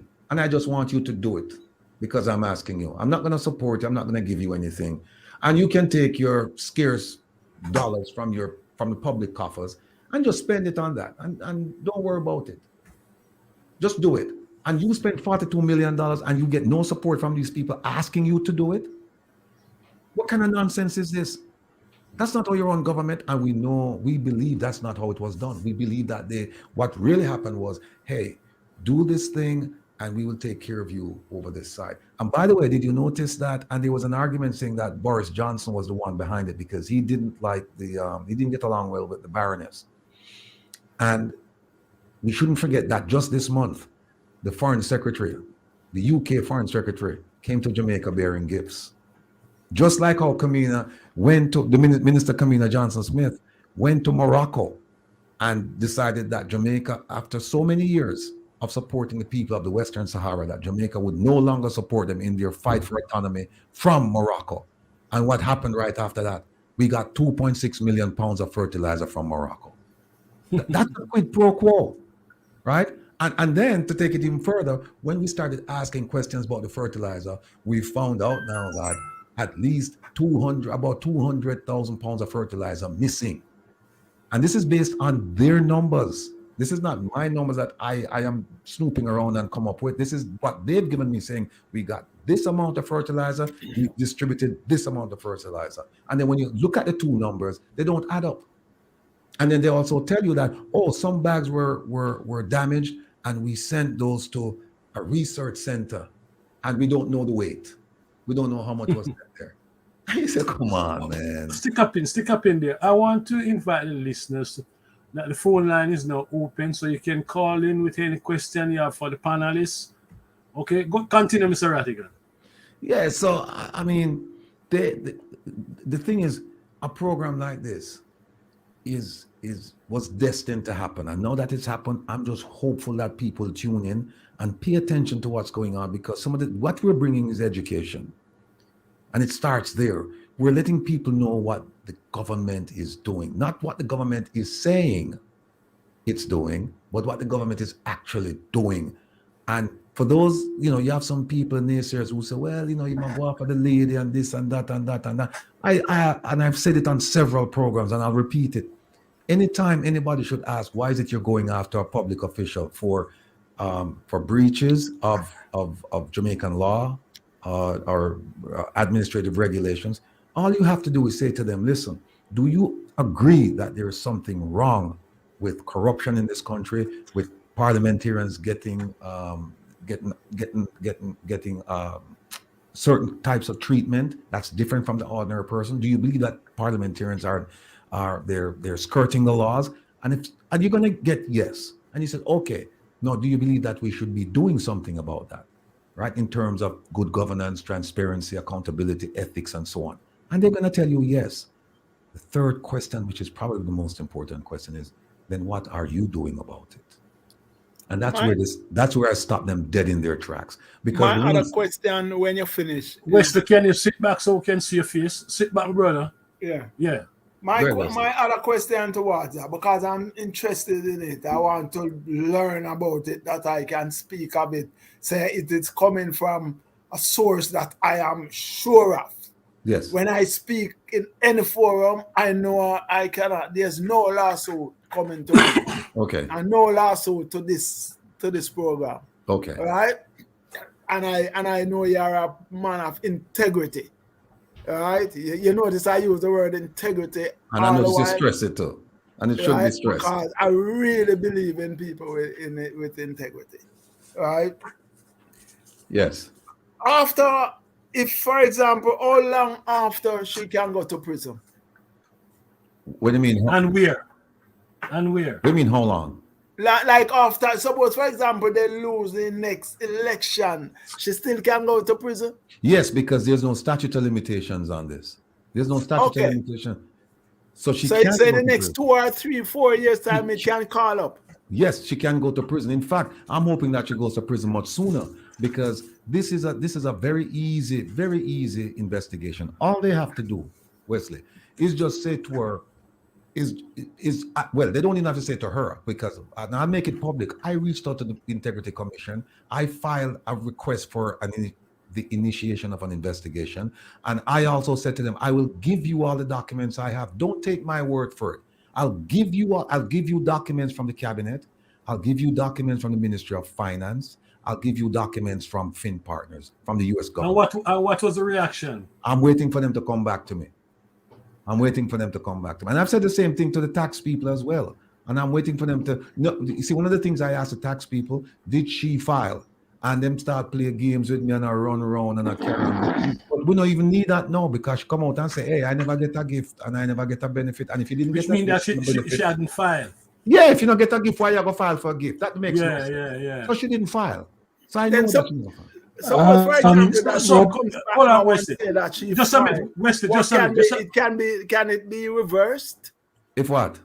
If she comes back tomorrow morning and say, "Boy, I'm sorry, I made a mistake and some foolishness, blah blah blah." Well, can it be reversed? Well, I tell you what. If she does something like that, within a week, she's going to get another lawsuit from me, and this one is going to be for slander. Defamation. Yes, for slander, defamation, because she came out and said that the thing that my lawyer drafted, all of that, she said it was baseless, it was false, and it was defamatory. That's what she said. So if she come out now and say, oh, I'm sorry, that's perfectly good grounds for me to move forward with my lawsuit. So could this be a situation where she's caught in a lie? She's caught in a lie, but she just don't know how to get out of it. Well, you start out the question by saying could. No. It is. It is. No, I have to qualify. There's no qualification. Listen, She's there's caught in a lie. No, there's no qualification necessary. I'll give you an example. What I want to ask. Well, I'll tell you why there's no qualification necessary. I went on a program, a very noted program in Jamaica, and the person said to me, Mr. Rattigan, you've said allegedly that. And I said, wait a minute, hold on, let me stop you right there. I said, I'm not saying she allegedly did this. I said, I'm saying she did this. I said, I don't need alleged on this because I have the evidence that she did it. She did not file with the Ministry of Finance. I said, and how do I know this? Because I have a document from the Ministry of Finance. In fact, I have 2 documents from the Ministry of Finance saying that she didn't file. So why am I going to say allegedly? Why am I going to say allegedly? And not only that, they said to me, there is no such document in the entire ministry evidencing the fact that she filed. We have no documents in this ministry. They didn't even say we don't have any documents in the access to information section, so that they could come back later on and say, well, we found it somewhere else in the ministry. They said there is no document in this entire ministry. So why am I going to say allegedly? Why? Or why am I going to use the word could? Could it be? No, it is. It is. I yield to you, my brother, Laz. Here's my question, Radigan. Is it possible for them to stall and drag this thing into the ground? Well, the beauty about it is that, and I may have to, let me see if I can break this down, especially for the listening audience, people who don't understand legal terms. Let me just try and explain it so that they can understand. There's something called judicial review, where you're asking the court, essentially you're saying to the court, Judge, look, I need you to tell the government to do A, B, C, D. When you're asking the court to tell the government to do a certain thing that it's required to do, it's mandated to do, that one you can drag that one out because you have to file that with the court, and what you're asking for the court to do is to give you leave to go and then file. So you come to the court and you say, Judge, I have a case. Tell me if this case is worthwhile filing. So the judge is going to look at it and the judge is going to make a decision. The judge may say, no, I don't think this is worthwhile, and your case is dismissed. Or yes, it's worthwhile, and then that gives you the right to then file. They can drag that out. I didn't file that. The one I filed is for an administrative order. It's for the judge to issue a declaration. That doesn't take much. So what it says is, Judge, I'm going to give you some evidence. I want you to look at this evidence as you would in an objective and impartial light.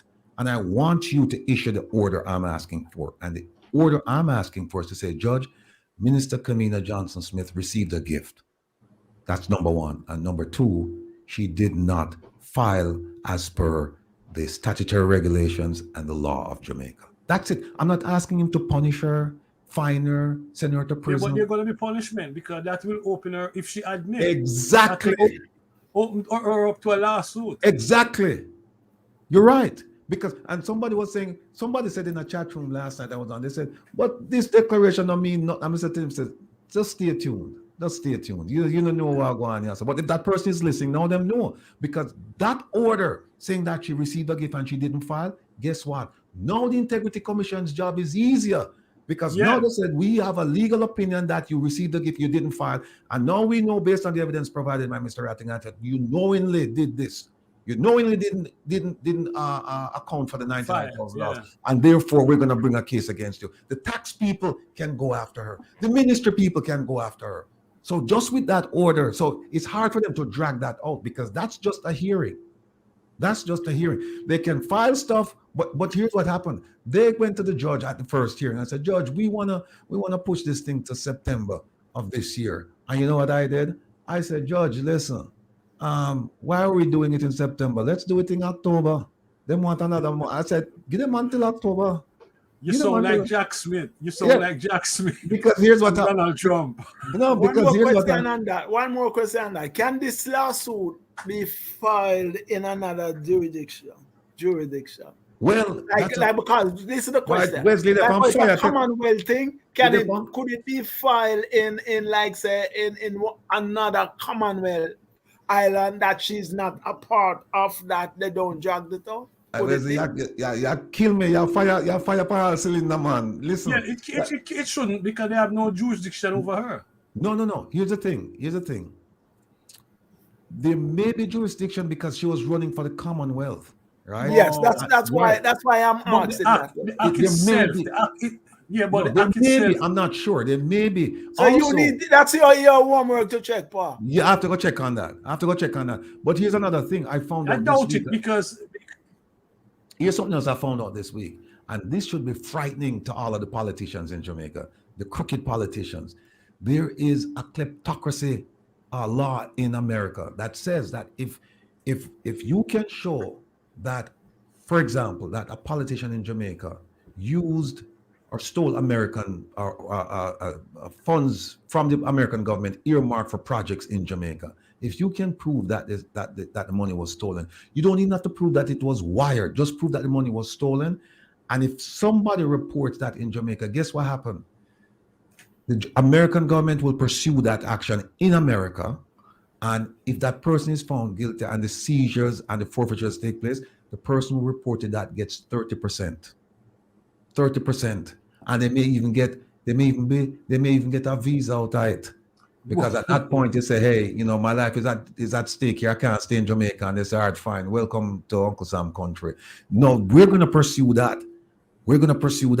So and again, I'm not aware of a statute of limitation. So we're gonna look back and say, okay, we want to see all the donations, all the loans made to Jamaica, and we want to follow the money and see where the money went.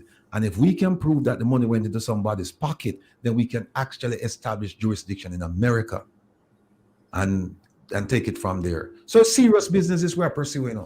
And for people, this is part of the action program, because people say, yeah, just is like a talk shop, talk, and nothing gets done. Well, we are trying to show them now, say we mean business. And whether we succeed or fail, we won't know until we try. And that's where we are right now. We're in the trying stages. We are trying everything, anything, because we cannot tolerate this any longer. Check and see if it can file in our next Commonwealth country. And believe me, Wesley, I will. And if it can, we will. Yes. Because we know what will happen here. Remember that the tax department is people who get paid from the government and civil servants that may not want to go that way because they are afraid. I agree. Right? I agree. Remember that the judges may be our friends. Right. But there are two things that Jamaican politicians are afraid of. They're afraid of losing that B1, B2 visa. They have an A visa. right? The ministers, they have an A visa and they have a B1, B2. The A visa, you can only use that for official purposes. The B1, B2, you can fly go to Miami, go visit your friend and spend the weekend on a yacht or whatever and shopping and come back. They were afraid of losing that. And they were also afraid of being criminally prosecuted in the United States and go to prison here. They're afraid of those things. And so those are the Achilles heel, and that's where we're going. Well, there might be a more serious threat facing Jamaica, because I just received something saying that Jamaica has not put in place an action plan to deal with the anti-money laundering and financing of terrorism act. The finance minister, well, by the way, this warning was issued on Friday by the Financial Action Task Force, the Global Intergovernmental Money Laundering and Terrorist Financing Watchdog. As a result of this failure, Jamaica is grey listed, which means that color the extent to which people want to do business with Jamaica, because Jamaica is seen as a lawless country, money laundering and the likelihood of financing terrorism. But the minister is saying that they will have an action plan in place by October. The Anti-Money Laundering Act and financing of terrorism is still outstanding. But you see the point I'm making, Nita. See the point I'm making is that, again, we are a reactive society. Something has to happen, and then we take action. Why couldn't they have done this? Because this act that you're talking about is not something new. This is not something new. Why didn't they just comply with this back then? Why? You know what? This is similar to the 7-point plan, the integrity thing that they're supposed to sign with the Integrity Commission that the government hasn't signed yet. And you know what's interesting about that? What's interesting about that is that Minister Kamina Johnson-Smith, who hasn't signed, if she had become a member of the Commonwealth, if she had become the Secretary General of the Commonwealth, that's essentially the same damn document she would have to sign and abide by. So why is it that you would do it for the Commonwealth, but you wouldn't do it for your own country? Why is it that you would agree to openness, to transparency, to selflessness, to all of these things? Why would you agree to it for the Secretary General's position, but you wouldn't do it for your ministerial position in Jamaica? Why? We know why. Okay. We know why. We know that the problem in Jamaica is that a den of thieves have taken over the state, and they dominate the state. So if they keep as much as possible in the dark, then it will not be a problem. Last, I think you want to chip something in here on this case with Kamina Johnson. You have any question from Radigan? Not really, because what I was thinking, like knowing how these people operate. Yeah. If there's any loophole for them to stall and to, run things on into the ground.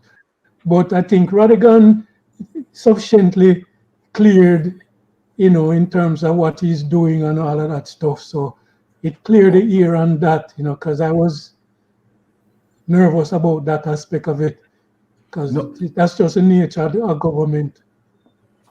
Let me run something by you, Ross.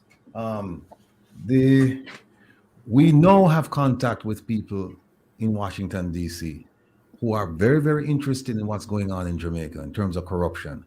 And like I said, one of the lawyers, he already published this story on the internet. It's out there, and he's going to put it in his journal. His organization, they publish a journal every month, and it's going to be in there. So we're keeping the focus, we're keeping the spotlight on these things. We're not going to let it die. And when the foundation comes into being, the One Jamaica Legal Defense Foundation, when that comes into being, then we're going to have a PR arm of that foundation that will deal with this thing to make sure that even if they try to stifle it, even if they try to choke it off in court, in the court of public opinion, and as far as other jurisdictions are concerned, the US, UK, and so on and so forth, it's still alive. And You know, there's nothing worse to a politician than to be regarded as a pariah. When you walk into the room, the voices get hushed. People don't want to talk to you and things of that nature. That's damaging. That's damaging. I've seen it with my own eyes. And so for that lady, Kamina Johnson-Smith, I'm telling you right now that she's not sleeping well. Also, I've neglected to tell you this. Somebody brought up something about a relative of hers who was deported. And maybe I mentioned it, but she can't answer that either. And can you imagine? That question was asked in Washington, D.C., right? Well, that came up, that based on what I'm being told, that there's a file regarding that person. And it's just a matter now before we get that file. But the thing about me is that I don't want to go after family members unless family members are involved in the corruption or involved in the skirting of the laws and so on and so forth. So what they said, a family member of her was deported? Yes. Okay. That's what was said. But here's the thing that, let me show you something. Here's the thing that the Integrity Commission is asking him to sign on to, you know, selflessness, right? To say that we're going to be selfless. And so our office will act solely in terms of the public interest. Number two, integrity, right? We know that means objectivity, making choices on the merit, accountability, submit yourself to whatever scrutiny is appropriate to your office, openness, give reasons for your decision, right? Honesty, to declare any private interests relating to their public duties and to take steps to resolve any conflicts arising in a way that protects the public interest. And 7, leadership. This is all they're asking them to sign. And you're like, no, we're not going to sign it. And this is what she would have signed on to if she had become Commonwealth Secretary. She'd sign it over there, but you won't sign it where she lives. You see the nonsense? She not signing because you know that she should have no integrity. So you don't sign things if you don't have no integrity. I don't. So you think that's why? Yes. No integrity. Why would I sign something if I don't have no integrity? Look. The thing is, you have to draw a negative inference from it, and I'll tell you why. Because the Integrity Commission. Remember, and I think I mentioned this on the program last time. What's his name? Greg Christie.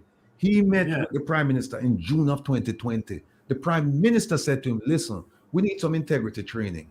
You know, we need a cabinet to get it."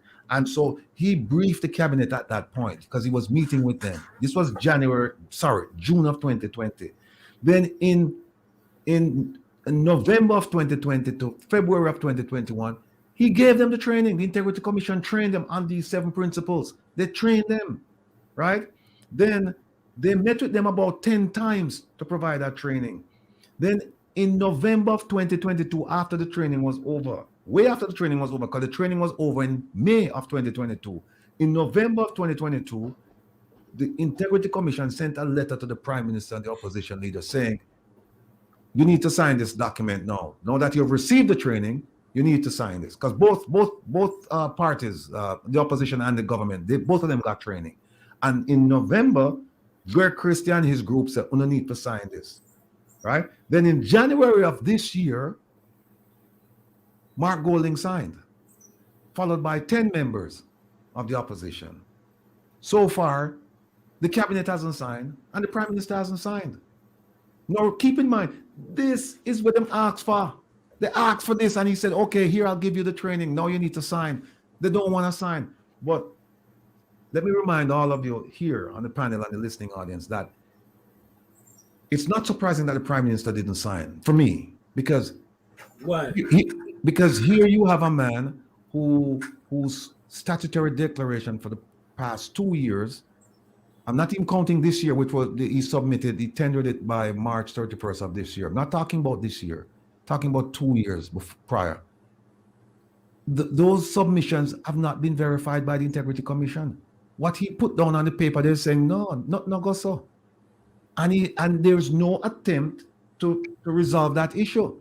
So why would he then come and sign? Because no, if he signs this thing now, they say, oh, but Mr. Prime Minister, you said that selflessness and integrity and objectivity, accountability, openness, honesty, and leadership. So you're bound to this thing. So now we can do some things with you. We can play games with you. So now he's not going to sign that. He's not going to sign that because I cannot think of a good reason not to sign that document, especially when you ask for it.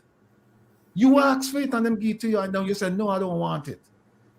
And then Camila is in a worse position. Minister Johnson is in a worse position because she was going head of organization that subscribes to this. And she said, no, I'm not signing a damn thing in Jamaica. I'll sign it for the Commonwealth, but I'm not signing it for Jamaica. Well, let me say this. The Jamaican people have an expression go like this. If you put butter a puss mouth, they will eat it. But them tend to forget that if you want to kill a cat, you have to put the razor blade in the butter. You understand me?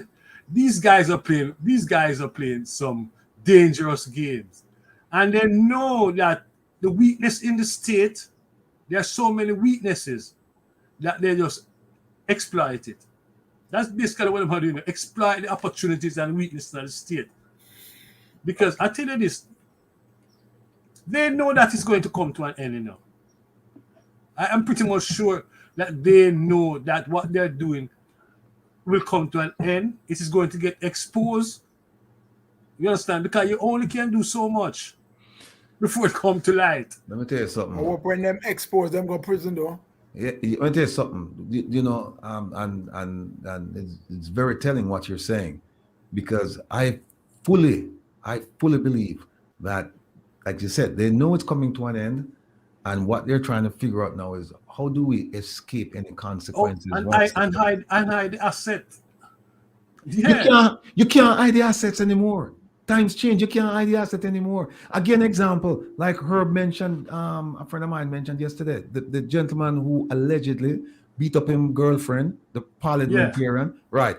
Yeah. And Herb said, I don't understand the JCF because it's very simple. He has a cell phone, and all they have to do is pinpoint that cell phone and the time and the date of the activity, and it would have put him right there. They can tell you the exact location where the person carrying that phone was standing. So now he would have to say, okay, the person that you see beating up that woman and the phone that they allegedly had on them, that was my phone, but it was somebody else. That's what he's gonna have to say. It wasn't me, it was somebody else. But why didn't they do that? Why didn't the police do a geolocation of where the phone was? That's simple. Simple. Last you want to answer that? No, that from when that case was taking place, it was open to everybody that the police, they were part of the problem in that case, right? Because that case was so like clear cut, and it's just that they wanted to make a deal with the electorate, the people in the political party. It's simple. There was no investigation that they did. Hey, you know what? You know what, Nita? Me sit down here and I think, you know. And you see them two documents here, the job description for the members of Parliament of Jamaica and the job description for ministers of government. Somebody should have really bring an action for fraud, you know, for the Jamaican government to spend that kind of money for this. And like Wesley and Lassa, you have human resources people in Jamaica who can be far better than this. Are we sure that they pay for that? Are we sure that they spend? Are we sure that they paid for this? Yes, they said it. And then when the Gleaner now is asking for yes, it came out, but I didn't get the paper on Friday. I was trying to hunt it down. I read that is big money, big buck. I can't call the figure because I don't read it, and I cannot confirm. And what I heard that it was a big buck. Yeah, and what they did was many different. The Gleaner filed under the access to information and asked for a copy of the contract, something to that effect. And they said, no, so up to now, they haven't provided it. So they said, we don't understand that you use this document as the basis for this, which was then used for the increase in wages, but you don't want to show us the document. And we're the ones. They said it's a draft. It is still in draft. Bro, wait a minute. That's what they said. Okay, yeah, but how can it be in draft? You to get a draft. How can it be in draft and finish paying for it? Because what they're arguing is that the reform process is still ongoing. No, that is their line of defense. But what they haven't said is... But the reform and the document that is supposed to lead the reform is two different things. I mean, if this document is supposed to be the basis of the reform, Exactly. I mean, this should be a complete document. But what they told the Gleaner, There can be no reform in place if you don't have a complete document to initiate the reform. Yeah, all you're going to do a reform on a draft. That's nonsense. That's another. They're using nonsense to cover nonsense. That's all they're doing. You know, there's a saying that it's not so much the crime, it's the cover up. Oh, yeah.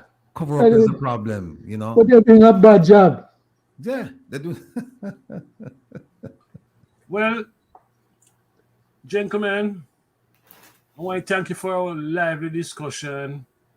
And I think it's safe to conclude that Jamaica is caught in the vice of some devious guys and girls, robbing left, right, and center, in spite of the sufferation on the back of the people. But a day will come when the Jamaican people will, and they will stand up to these,